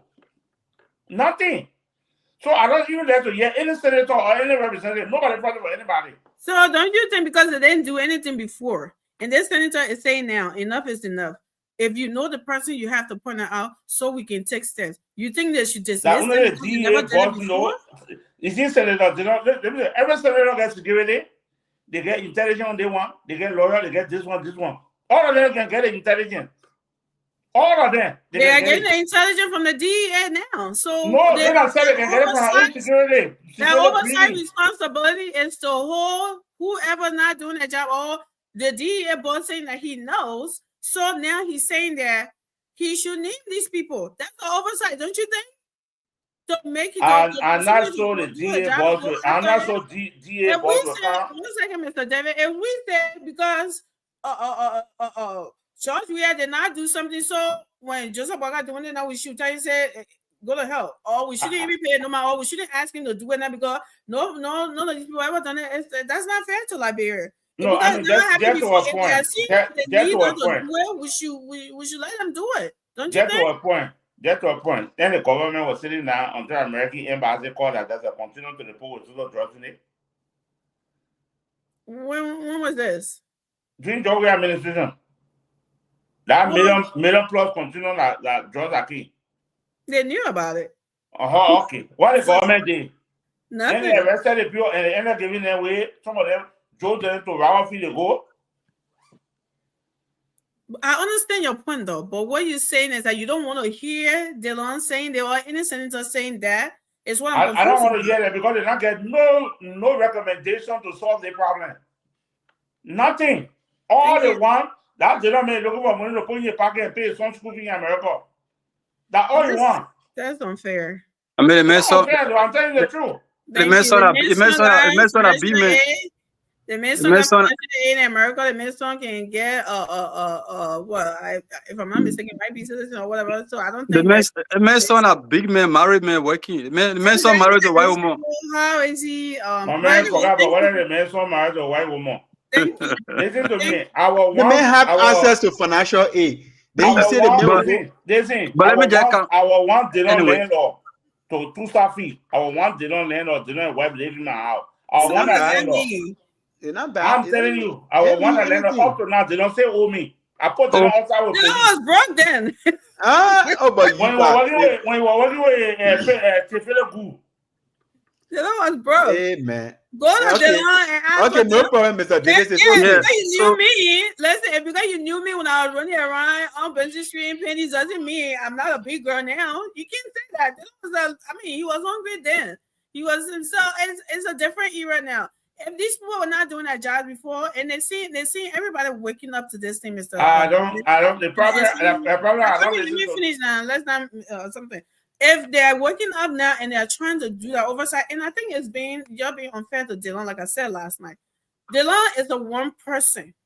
Dylan has been the one that raised his voice about bringing down salary. If the other people are not doing it, what we supposed to be quiet? All the beating we can be beating on Dylan. If we were something on everybody to go over there, like you said, to that house and demand them to do it. Dylan took the rest of his salary and go into a rehabilitation center. That shouldn't be him doing that though. But just because he cares a lot about it and he's doing that. So why are we beating on this man when he being the one to say that he's taking these efforts against drugs? So if he's coming out and saying that the DEA needs to come, he said he knows these people. He needs to talk about it because this thing is getting too much. What is wrong with that, Mr. Davis? I get a big problem with it. Okay. That man end up losing a job. He will not protect his job. Yeah. See, for me, I think Dylan was wrong, even taking to the social media. I read Dylan post. You know, sometimes it's quick to talk. It does not make you sometimes a superhero. You know, in the Senate is not a lion's den. You know, and this is where sometimes you can really be a good person. You got good intention. You really want to do something good, but the manner in which you decide to do it might look bad. You see, one person, even when people appear for confirmation, Dylan is my man. The way he approached towards the people, like threatening the people, we're not here for joke. We're here for a job. Just calm down. Just be professional, But to the point, I have an issue. I have. Let me say my own. Okay, say your own. Yeah, let me say my own. But I think Dylan was so quick to take to the social media. I think he was wrong. Look, the first thing, this man made an open statement, the same statement that this young man made. Dylan have made similar statement. In fact, the same statement. When Dylan said, they got Zogos in every house in Liberia. Everywhere in Liberia, they got Zogos. If the country not stand, Zogo will take over the where he prove. Whoever invite Dylan to say, come and prove that I get Zogo in my house. Nobody. Oh yeah, nobody call him to say, come and show the proof that Zogo live in my house. The proof is right in the street. The proof is in the community. The proof is so there you go. Yeah, why you get straight in the law? So there you go. So there you go. This young man made a statement, right? This young man make a go back to that clip. Where he made the statement. This young man made a statement. He said, "Look, this drug issue, drugs everywhere in the country. We all have to come and fight it." He said, even in the various government branches, drugs there. We have to come and fight. What in that one there for you to say you want to invite a man to come to show? The man did not say 2-3 lawmakers and no lawmaker that drugs dealers. The man did not say that. The issue, and like I said, we have to be careful because if somebody make a statement, they say, look, we have to fight. Why are you taking drug tests? Why you say government officials should take drug tests? And because try to point the point as to whether they are clean. Mm-hmm. Yeah. So look, I don't have any issue with Dylan. My only problem I get with Dylan, when he falls short, I will criticize him. When he do something, I will praise him. because I'm not here to just be praising. No, I don't do. And that's the difference between for us that support the Unity Party and these people. We can criticize our own. Yeah. That's the good thing about it, right? And it's good to do that, right? Exactly. So, yeah, let me learn, Pretty Queen. I'm sorry, but you know, when the man made a statement, right, and you want to call the president to say we'll call you to the house for you to, that's a threatening. You can't do that. This man did not say they got lawmakers. That the man only say they got drugs everywhere, even in the various branches of government. They got drugs. Dealer. Who not know Papa how to call a young man? Papi Solano, song solo, Papi something. Papi Solo. I know Papi Solo. Papi Flomo. Papi Flomo, yeah, I said Papi Solo. This is when everybody. Right. You know, I remember during the job we had time, there was a lady working with us saying at DA. The lady said, look, the drugs issue, even in the various houses, they got drugs. Even the various branch of government. They invited the woman to the lower house to threaten the woman. They didn't say it like that. Okay, correct me. She said she knew representatives. She never said that in every house. That's why I'm listening to you to finish first. Go ahead, Lynn. I just wanted to correct when I was. That a correction there? Yeah. She said she did not even call name. She said, I come in. She said because if she called name, there was no need for her to call. She did not call name. She said everywhere, even in the legislature, they got drugs dealer there. She said it. They called the woman, threatened the woman, everybody this and that. The woman like she got free. She fainted right in the play. She could not be able to say anything. So that was yes. I'm saying for real. The woman fainted right in the house when they called the woman to question the woman. Oh, you don't know about that? No, I just started paying attention to like politics. Yeah, okay, that's for real. The woman fainted right in the house. Right in the house, the woman fainted. They got to call the woman. They got to grab the woman and carry her to the hospital because she was afraid. She was afraid. So that's the thing. If somebody say, they call the woman, they intimidate the woman, the woman's so afraid. So my argument here is that if the man say, look, we got drugs everywhere in the country, even in the various government agencies, and we all got to put together and sharpen our eyes to see the bad apples and point it out. Why in I wanted to say you go on Facebook, write a whole lot of paragraphs to say you got to invite the man and come say what? Invite the man for what? For me, I think that's a threatening. That's not the way. Everybody will be afraid now. By the time somebody says something tomorrow, they will be afraid. Yeah, so you want to make. I understand what you're saying when you come from exactly because the society we live in. So it would be a little people. They don't go on Facebook and writing. I don't see. Amy, can I say my 2 cents before? I mean, I heard you'll be saying something. Okay. Let me say my 2 cents because I want to disagree with my friends because I don't want to bring the issue about what our senator didn't say, even though it doesn't matter. That public information, man. I know, even though they went and read it, but I don't know in which way they read it. I don't know whether you were read in Latin today, whether you read it in Spanish or something else. Are you serious? Maybe that Spanish you read it in, and Davis up there read it in Italian language. So Pamela, are you serious? So it sound like threat, but that statement was nothing. It has nothing inside. I wanted to read it. If Amy permit me, I can read it. So no, Pamela, please go ahead and read it. Yeah, Pamela, did you listen to the LDA? No, before you read it, do you listen to the LDA? Wait a minute. The guy, do you listen to when he made a statement at the Mika press briefing? Do you listen to him? I listen to everything. No, you really listen to the guy? Okay, I'll find it. Let him go ahead. Look, I want to read what Senator Dillon wrote. And then we will see in there whether it's a threat. It wasn't a threat.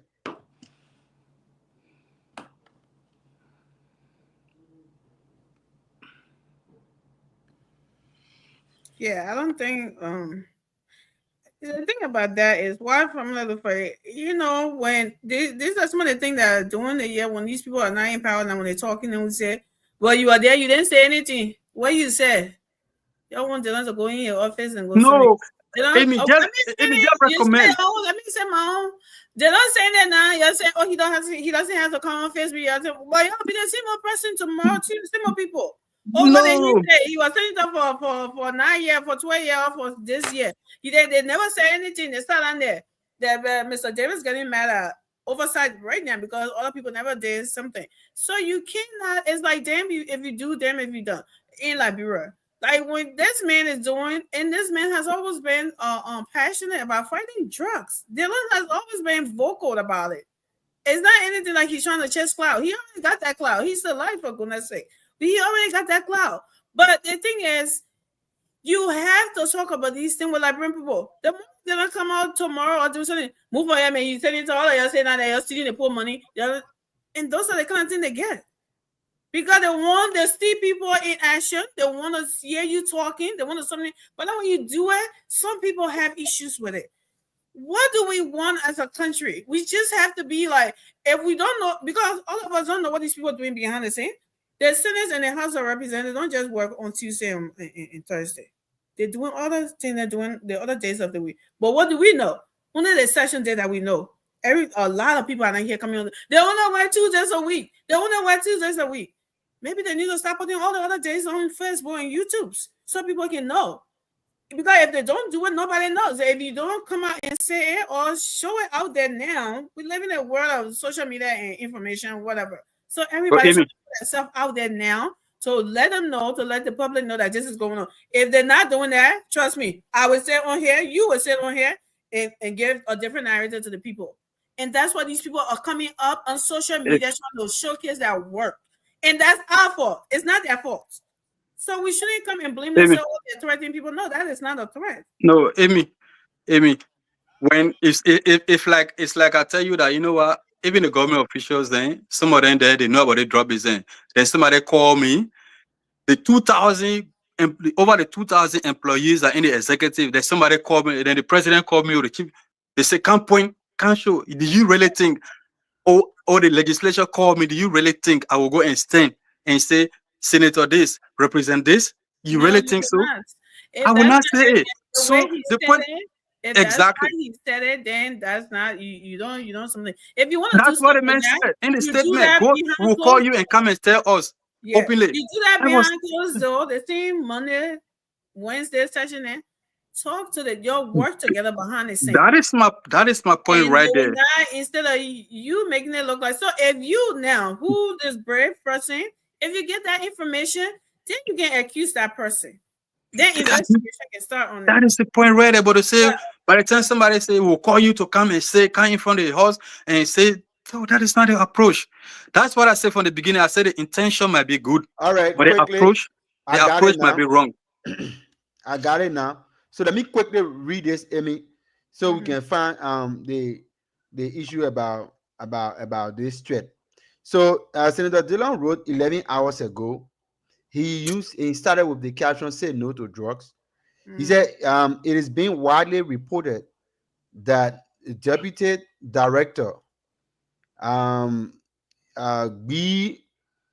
Pofa, sorry if I missed the name, of the Liberian Drugs Enforcement Agency, LDA, has publicly, he brought it to the public, has publicly alleged and accused some public officials within the government of being directly involved with drug trade and or enabling the drug trade in Liberia. This is grave and must not go unattended. The allegation must be treated with seriousness it deserves. If left unattended, the allegation leaves negative aspersion on all public officials. We must separate the sheep from the goats. Name, shame, and prosecute. Use 3 things: name, shame, and prosecute. We must, he said, the executive, by and through the justice ministry, must act now on this grave allegation. Alternatively, upon our return from break, we will immediately rally the Senate to summon the LDA Deputy Director in open plenary to have him identify and name the specific or particular public officials allegedly involved with credible facts and evidence so as to push for appropriate legal actions in keeping with law. We must truly demonstrate that say no to drugs in words and concrete actions without fear and or favor. With exclamation. That's exactly what he wrote. That doesn't sound like a threat to me. So I don't know how this sound as a threat. I don't know where this sound as a threat. Wait, first of all, this statement was first of all directly going to not the director. He was charging the executive because he said the executive by and through the Justice Ministry, which is the arm used for enforcing the law, must act now. Because this was a petition. There was a petition given to the government during the rally. They said no to just rally. There was a petition given to the government that this just issue is so grave. This is a big thing. This is something that is causing so much problem. And it has the proclivity to undermine the youthful generation or population of good young men and women in our country. You know, they said the future of Liberia lies in the hands of the youthful population. So if the youth of our country are in danger, so that means there's a problem to our future as a country. So he said the executive first, he started off with the executive. He said the executive, then he said alternatively, he said as an alternative, why it is true that the executive will be there to enforce the law, but we as the House of Elder will also have to invite this man to come and tell us who are those people who are involved. Maybe some way, because he said as an alternative, maybe the executive will to some extent want to be lenient or not want to take the action that the Liberian people wants to see.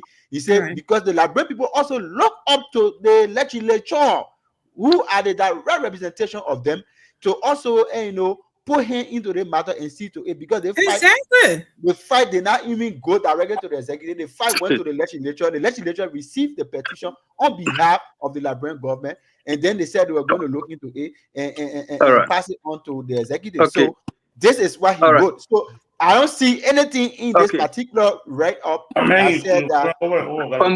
Yeah, I know, right? I mean, if he says, I just going through line by line. He read it stuff first, and he giving the point. I mean, you guys can disrupt me for why you can, but I know that Senator Dillon. Nobody disrupt me, boss man. We start out. You read exactly. You're giving commentary. They say somebody disrupt you.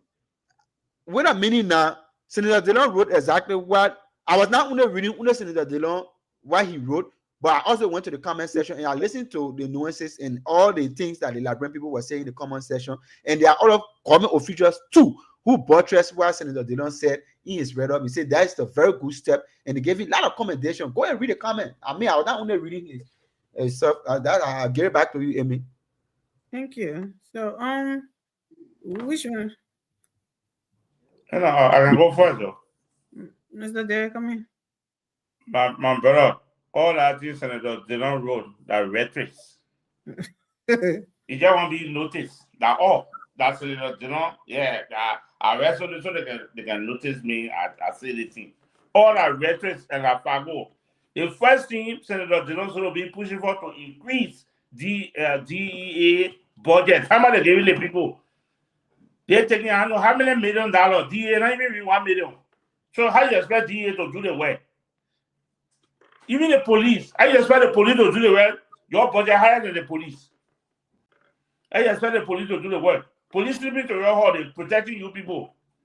Police riding with you people in cars, all kind of work. How you expect them to do the work when your budget is higher than them? How you expect for them to carry investigation when you pay them, let somebody bribing them for $4,000? And that children's school fee on the line. They got to pay $300 or $250 for school fee. Then you're giving them $150 and they get 7 children there. How you expect them to pay that children's school fee? The best thing Senator Dillon should have done was to pass the bill and push LGA budget high and get them logistics and get them cars and get them other stuff for them to do that work. Then the whole drug business will cut down a little bit. But it's not giving the man logistics. Some of the people that motorboat they get, they can't go nowhere. So don't you think LDA after this the Senate's oversight in doing all that, they have to demand? They demand they for budget. They have to demand. The same way how the Senate put it on the spot, that they should do the same thing. Put the Senate on the spot, like when the Senate call him in there. Let's say, Senator, I know I hear your concern, and I share the same concern with you. But here's the real issue here. The budget we have is not enough. We need you to increase that budget for us to do what you want us to do. So if Senator, they're not putting him on the spot, don't you think his place is to put him on the spot as well? But we should just not say, oh, yeah, because they're not increase our budget, so they will not say anything about it. No, not that, I mean. The DEA, they push their budget out to a certain amount, but the senator then brought it down. They can cut it down. Though. The people budget, I don't know what I email on I said. What you expect them to do? Come on. What do you mean you don't know what I email on I'm not sure DEA budget million. A couple of millions. It can be 200,000. They're going to 4 million. Yeah. Okay, even 4 million for 15 county is small. Protest if it's not $1 million. Just for the senator there to go confront somebody, how many million they can eat? Just for confirmation that I do too. They're supposed to be eating million for confirming somebody. Yeah, they eat a lot of money for that purpose. Why? For confirmation. Why they sort of do that whole thing there? I want Senator Dillon. Then why I want my brother to tell Senator Dillon, saying he is spokesperson for Senator Dillon, to tell Senator Dillon, I want you to pass a bill for me. Pass a bill that every day you're gonna come to work. The president can come to work. You're gonna go for break. No break for you people. And the judicial system too, there should be no break. They pay them, they go for break, they pay them. They get them all the money they get them. So the reason so now that we had on Senator Dillon when you were campaigning, he said he will let everything for the 5,000 car. So you are here. So you are here when you go on break. When you go on break, they don't pay you. He never talked for my brother be like break. My brother be like break. They come to me more break. Amen. The bottom line is that be the same, Mr. Davis. Mr. Davis, you go on break and they still pay you. No, when I go on break, in America, they don't pay me when I'm working. The way I'm working. Captain salary and a CEO of a Fortune 500 company cannot have the same something. So we cannot. But you know how much DA officer, some of them making $75. Yeah, which is poor. I agree that they should. So how you expect I'm not to investigate a judgment work in 1,005? But this is what I said. You said that they don't just shut up because they got more money. And I said no, that's not how it's supposed to be because we want drugs. The drugs issue, as we say here, we want it to be taken care of in the country. We can't say them just say that because they're not taking more money. Let me ask you, why is Senator on the spot? He should be putting them on the spot in front of the whole world too. What they don't then do when they have $1 million, that million worth of drug to the port? What they did? What the senator then did? What the justice minister did? The senator is not a justice minister. Oh, what they did? What happened? Okay, so that has nothing to do with. From what I just said, we should hold. Then he put authority. The authority, what it did? Up here, that had nothing to do with Dillon. It was to the justice minister. So something, yeah, but he couldn't go there and go take the minister, the lawyer or the justice minister from there to do his. Why they not call the justice minister for hearing? Why the people left the country? Why the Dillon does not do that. Dillon was in the Senate protein. Abachia was a Senate protein. I think Davis is getting it wrong. And Dillon is just a one person. This is why I keep telling y'all. Y'all keep beating on this. Dillon's sister now is the protein. Dillon's sister now is the protein. Okay, that's a lazy argument. That's a lazy argument. They still have a work to do. They still have work to be done. You cannot say because we're talking about anyway. But coming, Morris. Yeah, you know, Amy, Liberia, we're all wishing for the best for the country. All right. And when somebody sleep, the man himself, the Dillon man himself, when he sleep, if they make an apology, they make an apology. Look, you see, the issue of drugs is a cartel. It's a high cartel. The people got backing even outside the country. There's nowhere, and let me say this: there's nowhere in the world where somebody say they know drugs dealer, then you call the person in public to come and stand. It doesn't happen anywhere. My argument here is that my point here is that let's say they may even say, okay, you know what? They got people in the government or they got people in the Senate that are drugs dealers. You don't invite the first thing. If he said it, because I listened to the clip, I listened to that. Was I asked the brother? Yeah, that's what I asked the brother, because that's the source of the argument. Do you listen to him? Because I listened to the clip when he appeared to the press briefing, the Mika press briefing every Tuesday, every Tuesday and Thursday. I listened to him. Then I listened to him again when he clarified that statement. Let's say, right. Let's say the man even said they got drugs dealer. The first thing, if he said it, which I know he didn't say, but if he said that they got lawmakers who are drugs dealer, the first thing he's not supposed to say in public, because drugs is a cartel. That is number one. Number two, belong yourself to. You're not supposed to invite the man to come in public to come and say the person that drugs dealer. It doesn't happen anywhere. Even in America, what we hear, if you can tell the police, but the police they can't call you, say come and stay in public and point out who the drugs dealer. It doesn't happen anywhere. So that is my argument here. That is my point. I don't have problem with calling the man on the side to say, look, point out the drugs, this and that. But they say inviting the man in the Senate to say, come and tell who are the drugs dealers. It doesn't happen anywhere. Even if that man know who the drugs dealers in the Senate, in the judiciary, he will not point them out. That is my argument. So the issue of quick to talk, come on social media and write this and that. No, sometimes you got to slow down and take a break. You say, okay, this is is it the right approach? Should I approach it this way? Where in the world you can call somebody who can't stand and say and can't point drugs dealer? You want that man whole family at risk. That man life now, not only his entire family at risk. It doesn't happen anywhere in the world. That's my argument I'm making. Well taken. Point well taken. Can I say something? Yeah, that's just something I'm trying to wrap up. Yeah, because I want to wrap up. Yeah, I want to wrap up on that thing. I don't want to go back and forth on it. The assistant director said it, and he said it on state radio. So he did not say it on uncover. He did not whisper it to people behind closed door. Why he brought it to the public. Why he said? From what I read and from what I listened to, he said there are officials of government that are involved into directly or indirectly involved into the transportation, the bringing in of drugs. So he said it. So I mean, I'm not going to go back and forth with it, because they don't say three things he outlined. He said he named, shame, and prosecute.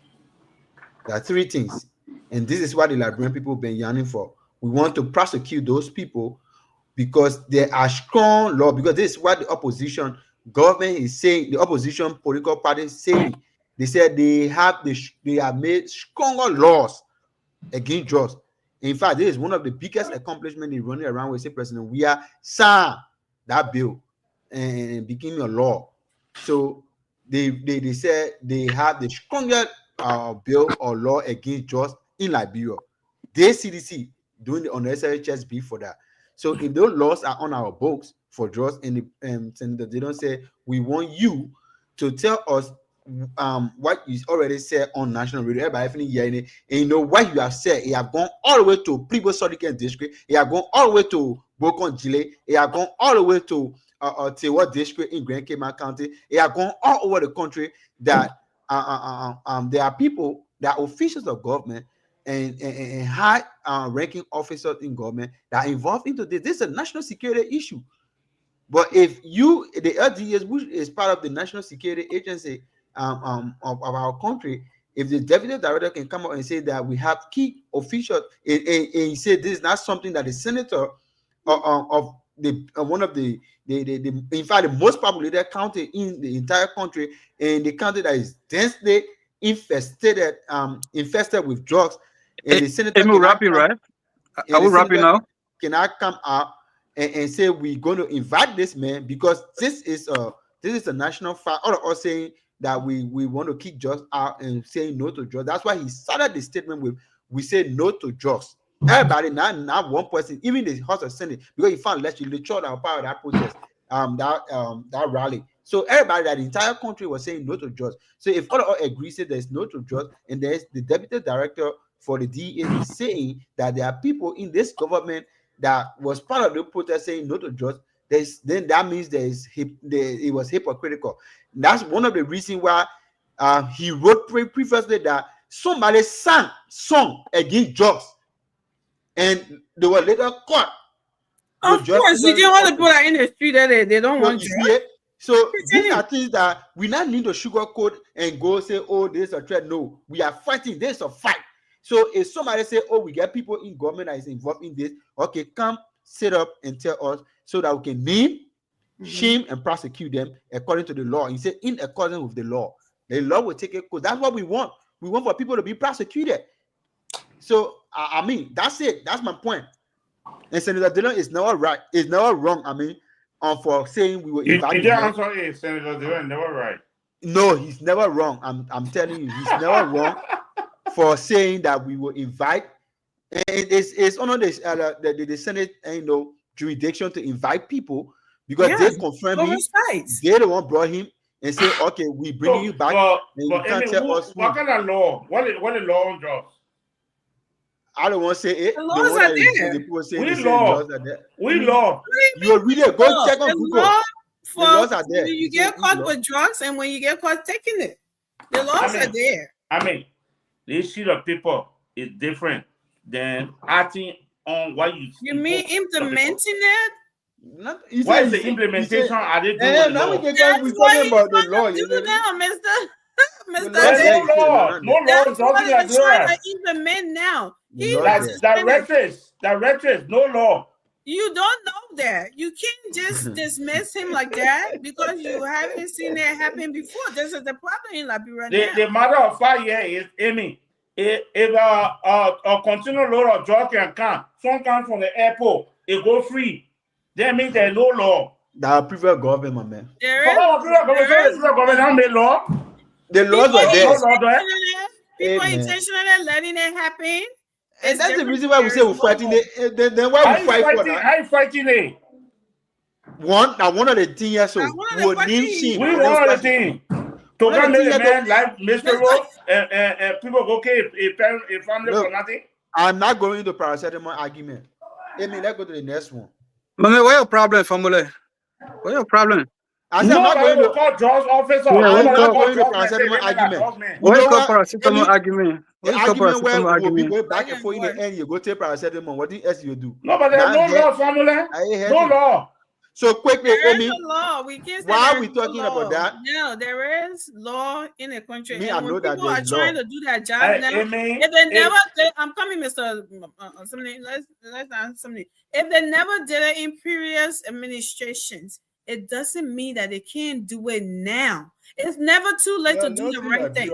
It's never too late to do the right thing. And we should hold people accountable, and we should encourage people to start doing the right thing. Then the judge continue to beat them down. In Liberia, that's thing Dillon we're talking about.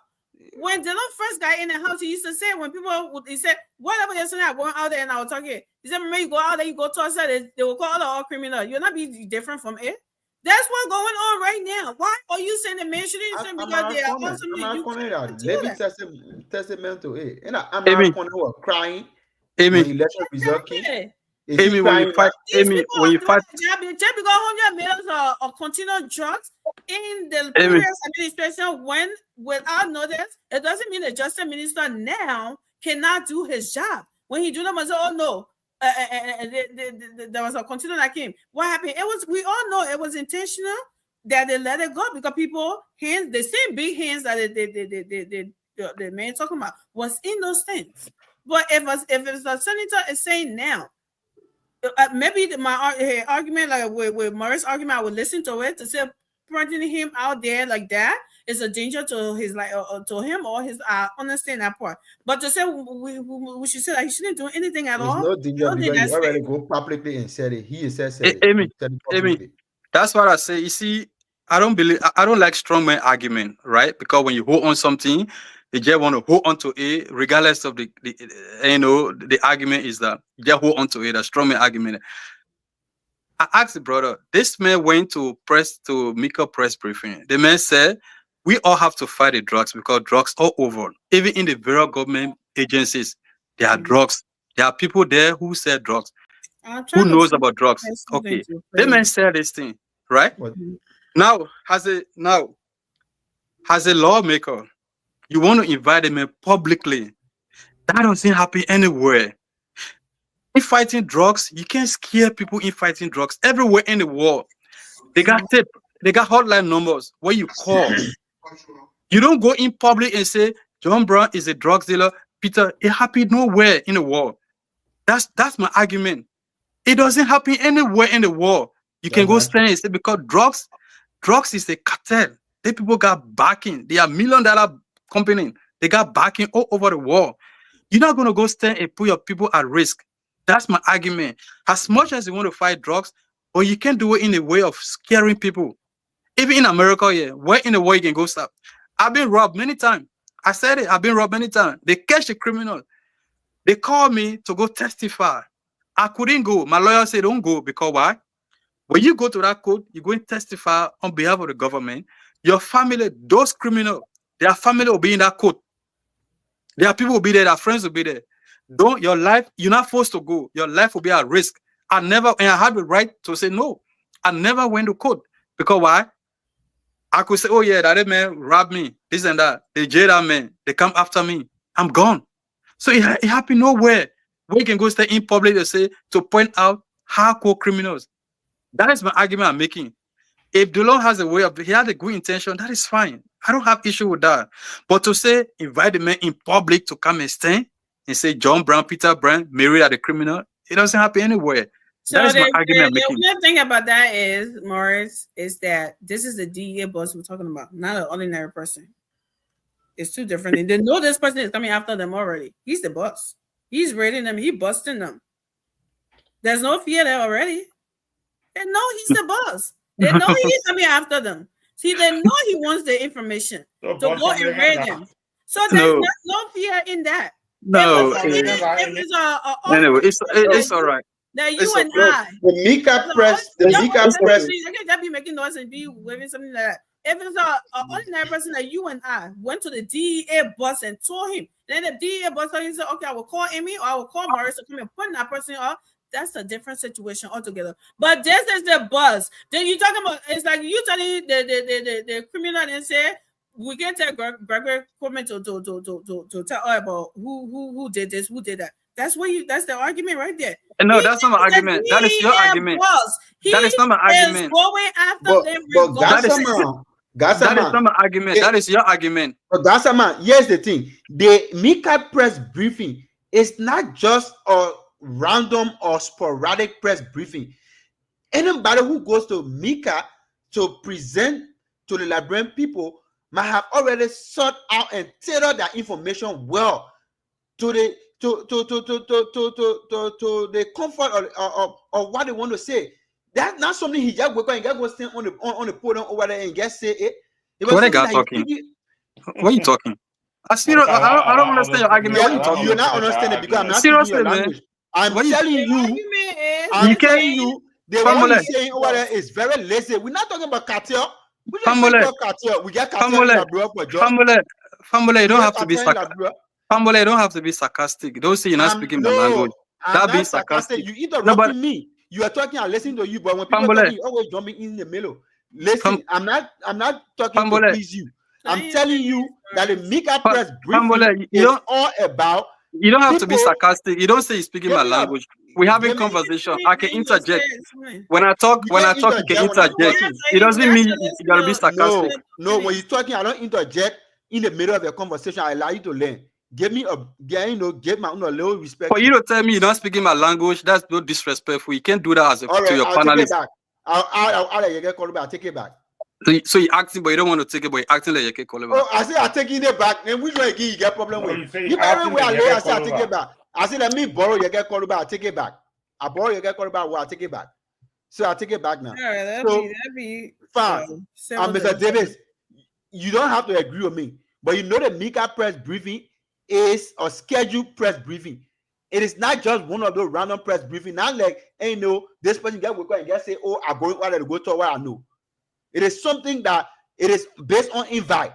So if they invite you, they tell you you will be at the next press briefing tomorrow. This is a national press briefing. It's not just any kind of Can I say something? Can I hold you to a point right there? Okay, hold me to a point now. Go ahead. Why Donald Trump invited the military into Washington, D.C.? Why he invited them? Yeah. So that Donald Trump started a government with getting like, bro. So how you trying to relate that now? Why Donald Trump get his reason why he, because in fact what I saw on the news that was CNN talking here that the CNN business Donald Trump invited the military. Because there was now the crime rate is increasing. The problem he didn't call nobody name. That's why he's the president. He didn't call nobody name. Let me tell you. Let me call you to a point. Let me call you to a point. The intelligence bureau that the United States has. Can you compare that to Liberia? So why you want threatening the DEA boss? He's not threatening the man. How do we take the other word for threat? Why are you taking the threat beneath from? Because the men were not the press conference. The Liberia what is it? Mika is not extraordinary. Nothing. Anybody can stand order and say anything without evidence. So let me ask you one question, Mr. Davis. Let me ask you one question. Yeah. The DEA boss, right? Yeah. Is he the one going after those drug dealers or what? Or the DEA boss responsibility is to go after drug dealers. And that is not putting his life at risk? That's not threatening? No, it's different. It's different than you can call somebody name. You can call somebody name on the platform. You don't do it. A.B. Kroma has caused so many just smuggled name in Liberia. During the time, A.B. Kroma never tell you official. Amen. Catching them small group of people that are not official of government. No, they're not small. People behind them. A.B. Kroma before A.B. Kroma could even leave before he was dismissed. A.B. Kroma turned over one of the most notorious, drug dealer in Liberia. That is now official government. Is it official government? Amen. Why you always let the middle official government team? Why you always let the middle look like they above the law? So they can put officials of government in America and arrest them, bust them for bribery, for drugs, for everything. Why in a tiny little place that the germination they are talking about a demigod that nobody can go after them when they're doing the wrong thing. What is wrong with that? The DEA boss is the person that's supposed to go after an individual. Every drug dealer knows him to be the one to know them. It's not a threat. All right, fine. If Gassama and Mr. Davis, if Gassama and Mr. Davis can just answer me this one, then I just let it go. Is it unconstitutional for Senator DeLong to suggest that he will ask plenary to invite the deputy director for the DEA to come and sit before plenary to tell the Liberian people that about the grave allegation about some government official or other people of government that are involved into the substance that is killing our young people, that are killing the children of our country, to come and sit before the plenary to tell the Liberian people what's unfolding on the pandemic that we have today. Is it unconstitutional? The first thing I would say, when we all come on the show to speak, is because we all have the mind, the good intention for our country. And that will make the show to be different. We don't have to agree with each other. It has nothing to do with you. When we come on the show, we should discuss in fact, it make the show strong. So if you don't have the ability to stand the argument, to stand the argument, it has nothing. If I disagree, it had nothing to do with you. As a matter of fact, you don't even know me, I don't know you. So when we're discussing issues, it got nothing to do with you. Don't get frustrated and say, I'm not speaking, maybe you read it in French. You don't say all those things. I let it go. Then you came back to say, I mean, you can say that. I'm not speaking your language. You don't even know me. You don't even know what language you speak.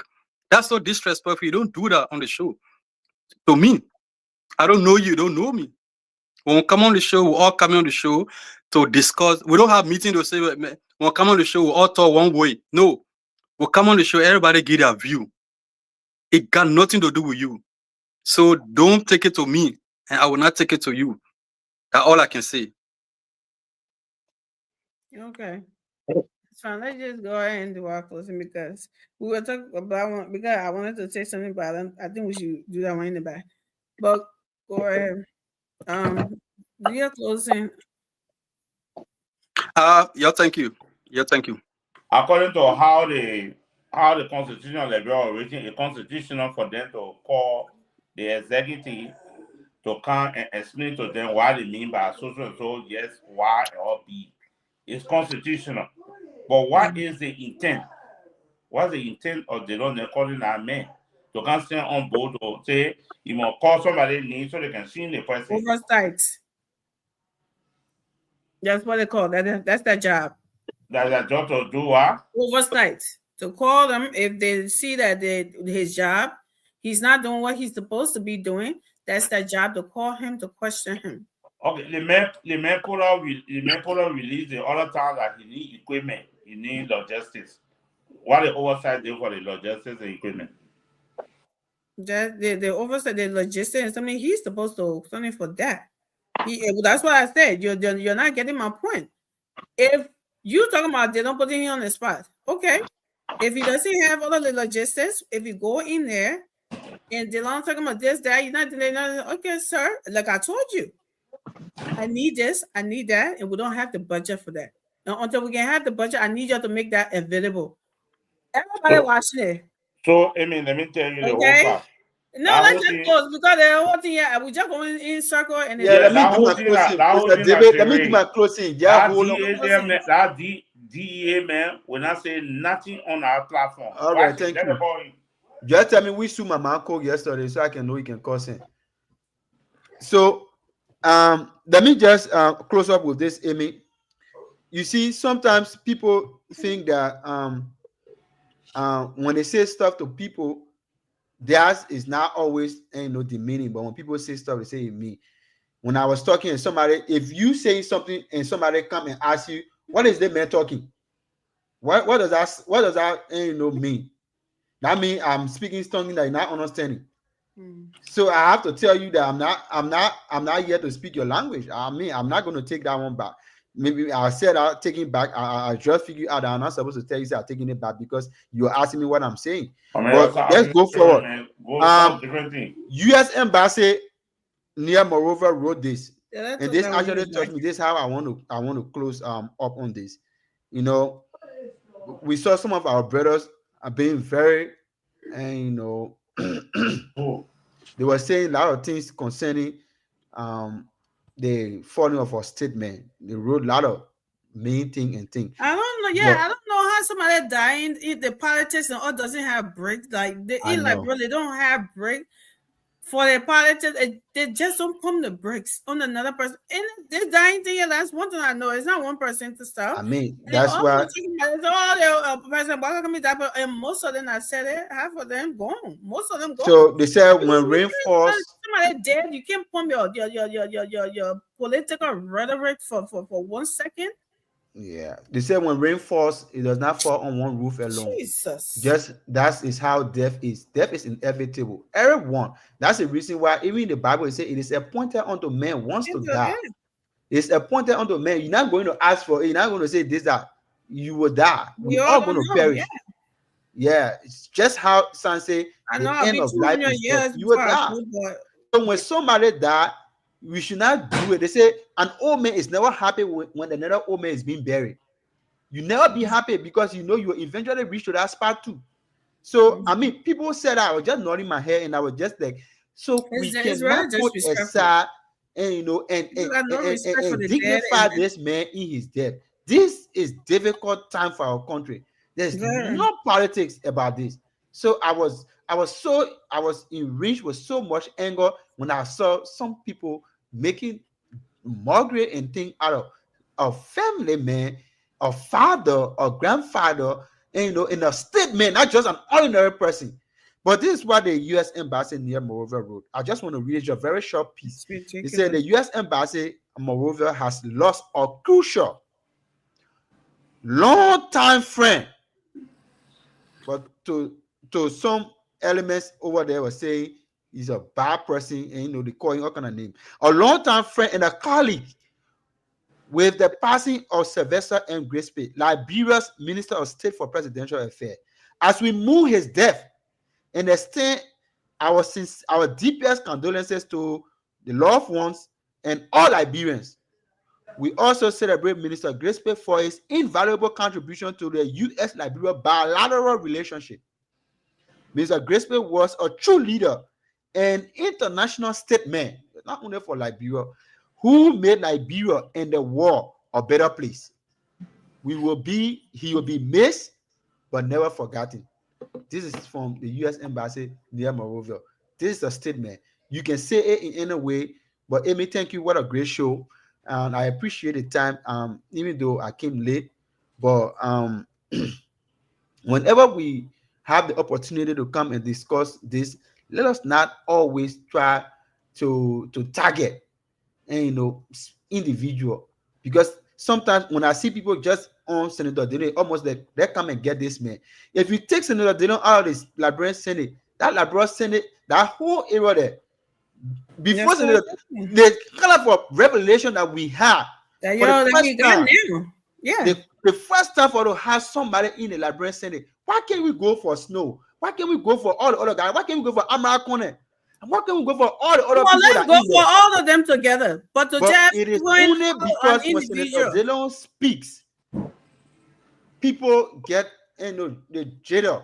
It almost like I don't know how to even describe how people feel about Senator Dillon.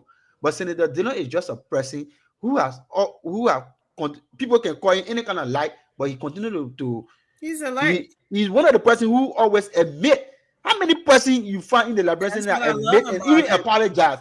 That's what I love. They say, "Oh my people, I even remember my shit." People even go joke out, "Hey, pick on his conscience for him to come out publicly and say, my Liberian people, I'm sorry, and I made my mom shame." Even if he said, "I made my mother shame," and then he's another person who said, "Oh my Liberian people, you're sorry, we did not know much about this issue about private jet, and we beat on George Weah, but I'm also sorry." And people spin that up and away, but he's been an honest person. I mean, you can say in any way, Senator Dillon is an honest senator, and I respect him for that. And I pray that we can even have 10 or 20 of Senator Dillon in the House of Edo. That place will be a better place.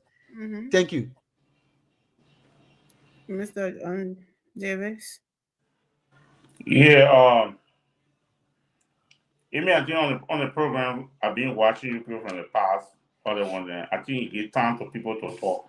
They have 1 minute, give 1 minute for everybody to talk about. It will let certain people exceed 5 minutes, 7 minutes just talking. Then the other people will interject most of the time. So at least you what they call in the program, you give me 1 minute, I'll take 1 minute to talk. I'll consider myself 1 minute to talk, 2 minutes to talk, 1 minute to talk. So unless my time here is wrong, but I be looking at the time when I'm telling you to talk. Okay.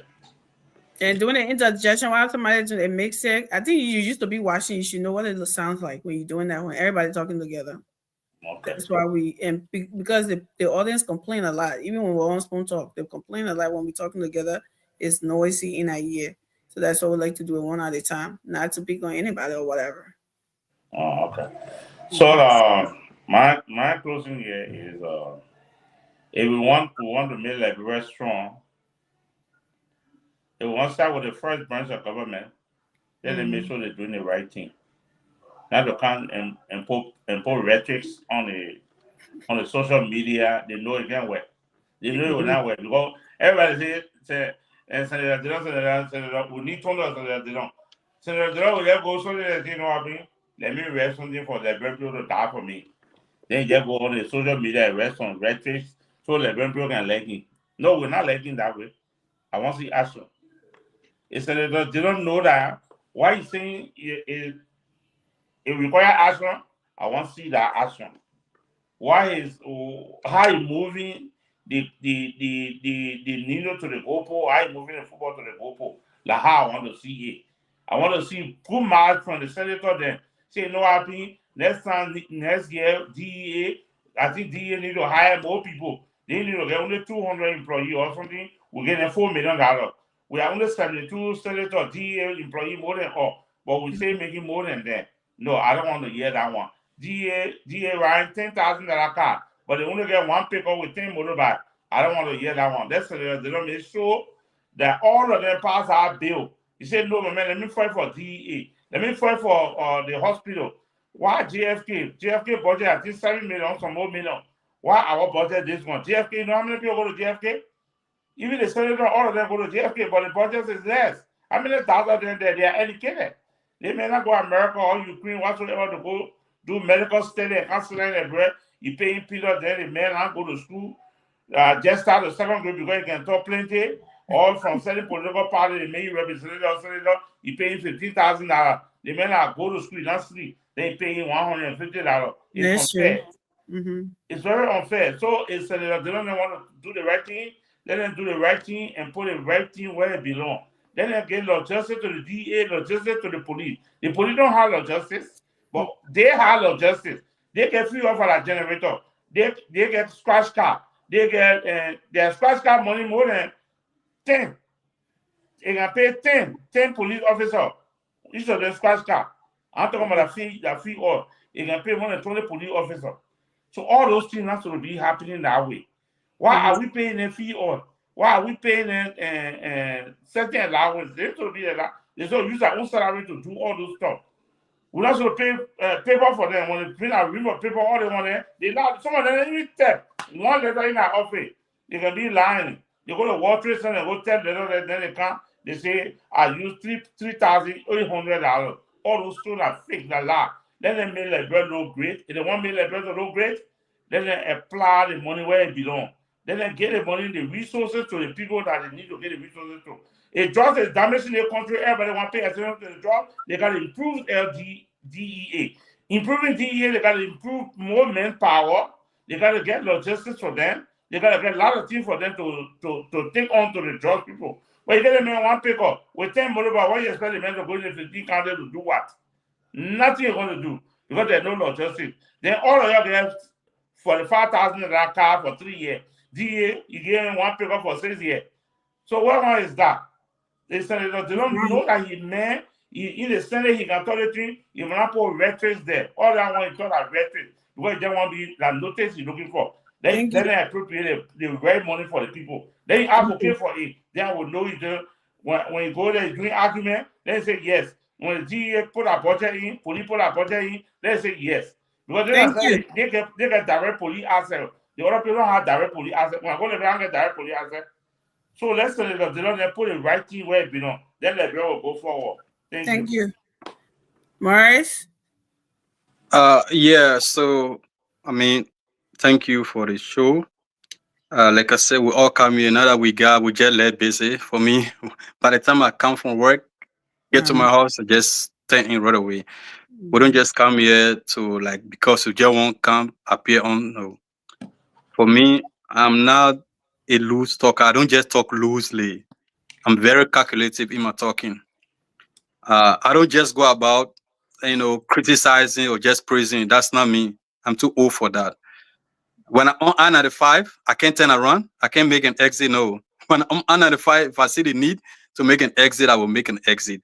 What am I saying here is that whenever I say something, I will always give something like recommendation. What I say here tonight, I'm not saying that it was wrong entirely of what they learned. My argument consistently that you cannot invite somebody in public to say, come and point who the drugs dealers.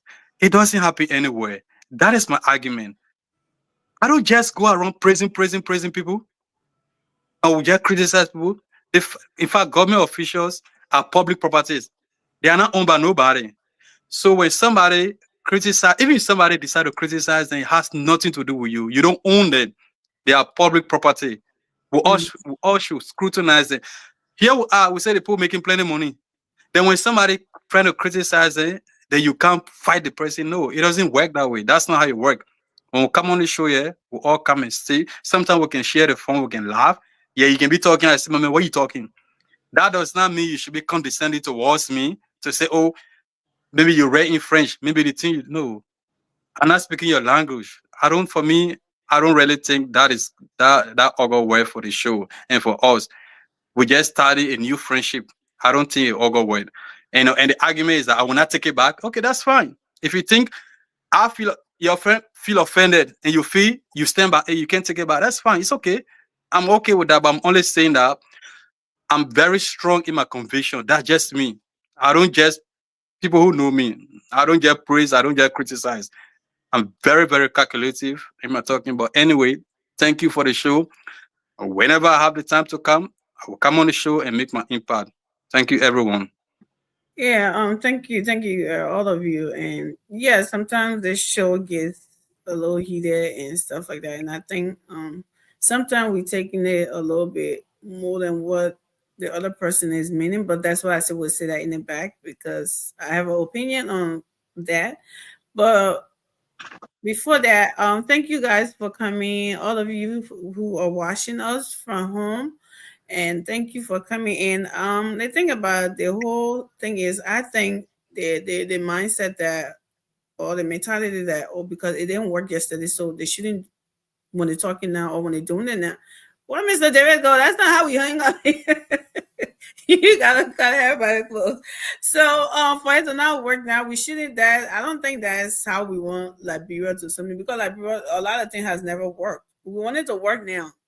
So when these people start working out, she said no, they are just doing it to blog, they are just doing it to say no. Senator Dillon has always talk about calling, and Senator Dillon is not alone senator, people. He cannot do anything other than advocate and for the votes to come in. His one vote cannot do anything in our Senate unless everybody joins him to do it.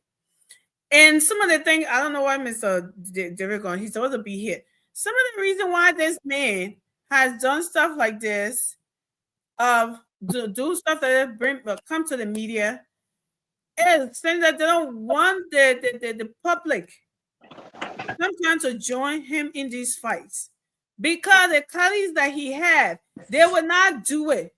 When Senator Dillon talking about reducing salary, what did Senator Snow come on the show and say? He even want his salary increase. Did that make any Liberian mad to want to stand up against that, to say that's how everybody did? Anybody come out and something? No. He can only talk about it. He can only advocate for that. But if he doesn't have the votes, there's nothing can be done about it. Senator Dillon cannot be the one to put it. He can even say, okay, the DEA budget is small. Guess what? If those other senators or everybody don't agree to do that, to change anything, it's not going to be changed. I don't know why we acting like only one senator or one representative can change something. If the person is doing a fight, the person needs the citizen to join them in that fight to continue to put it forward. If we're not doing that, we shouldn't come and be dogging him and be trying to put him down and be saying, oh, he's not doing it. He's doing that one for that one. When has he ever pulled out something to say, oh, this should be done, and his colleagues don't agree, and we, the citizen, back him up on it to pressure his colleagues to agree with him? We never done that. But when it comes to Bidon saying that, oh, God, Lord of Jesus, the public can be the first to join on him, regardless of all that he's done or said or something for us. Everything in our house that we know now in the Senate, we did not know it before until Senator Dillon got there. Now everybody want to come on Facebook and come on social media to be talking. Guess what? Senator Dillon started that. Now I'm not saying he's a saint. He got his shortcomings. But you put all of them together, I will always vote for him. He have a good heart for Liberia. And if he got people to join him, it would be different. Senator, they don't call it on, and we say, oh, we cannot call on a DEA bus. The cartel or whoever already knows that's the guy that going after them. So we are coming and say, oh, we putting his life at risk. They're criminal then.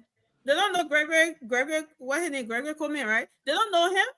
They know he's the police director. They know he's the one going after him, after them. So how come we'll be shooting Gregory Coleman or shooting the DEA boss and say, oh, we should hire him from the drug dealer then? He's a DEA boss. They know him. They know he's going after them. They know he's getting intelligence on them. They know he knows their names.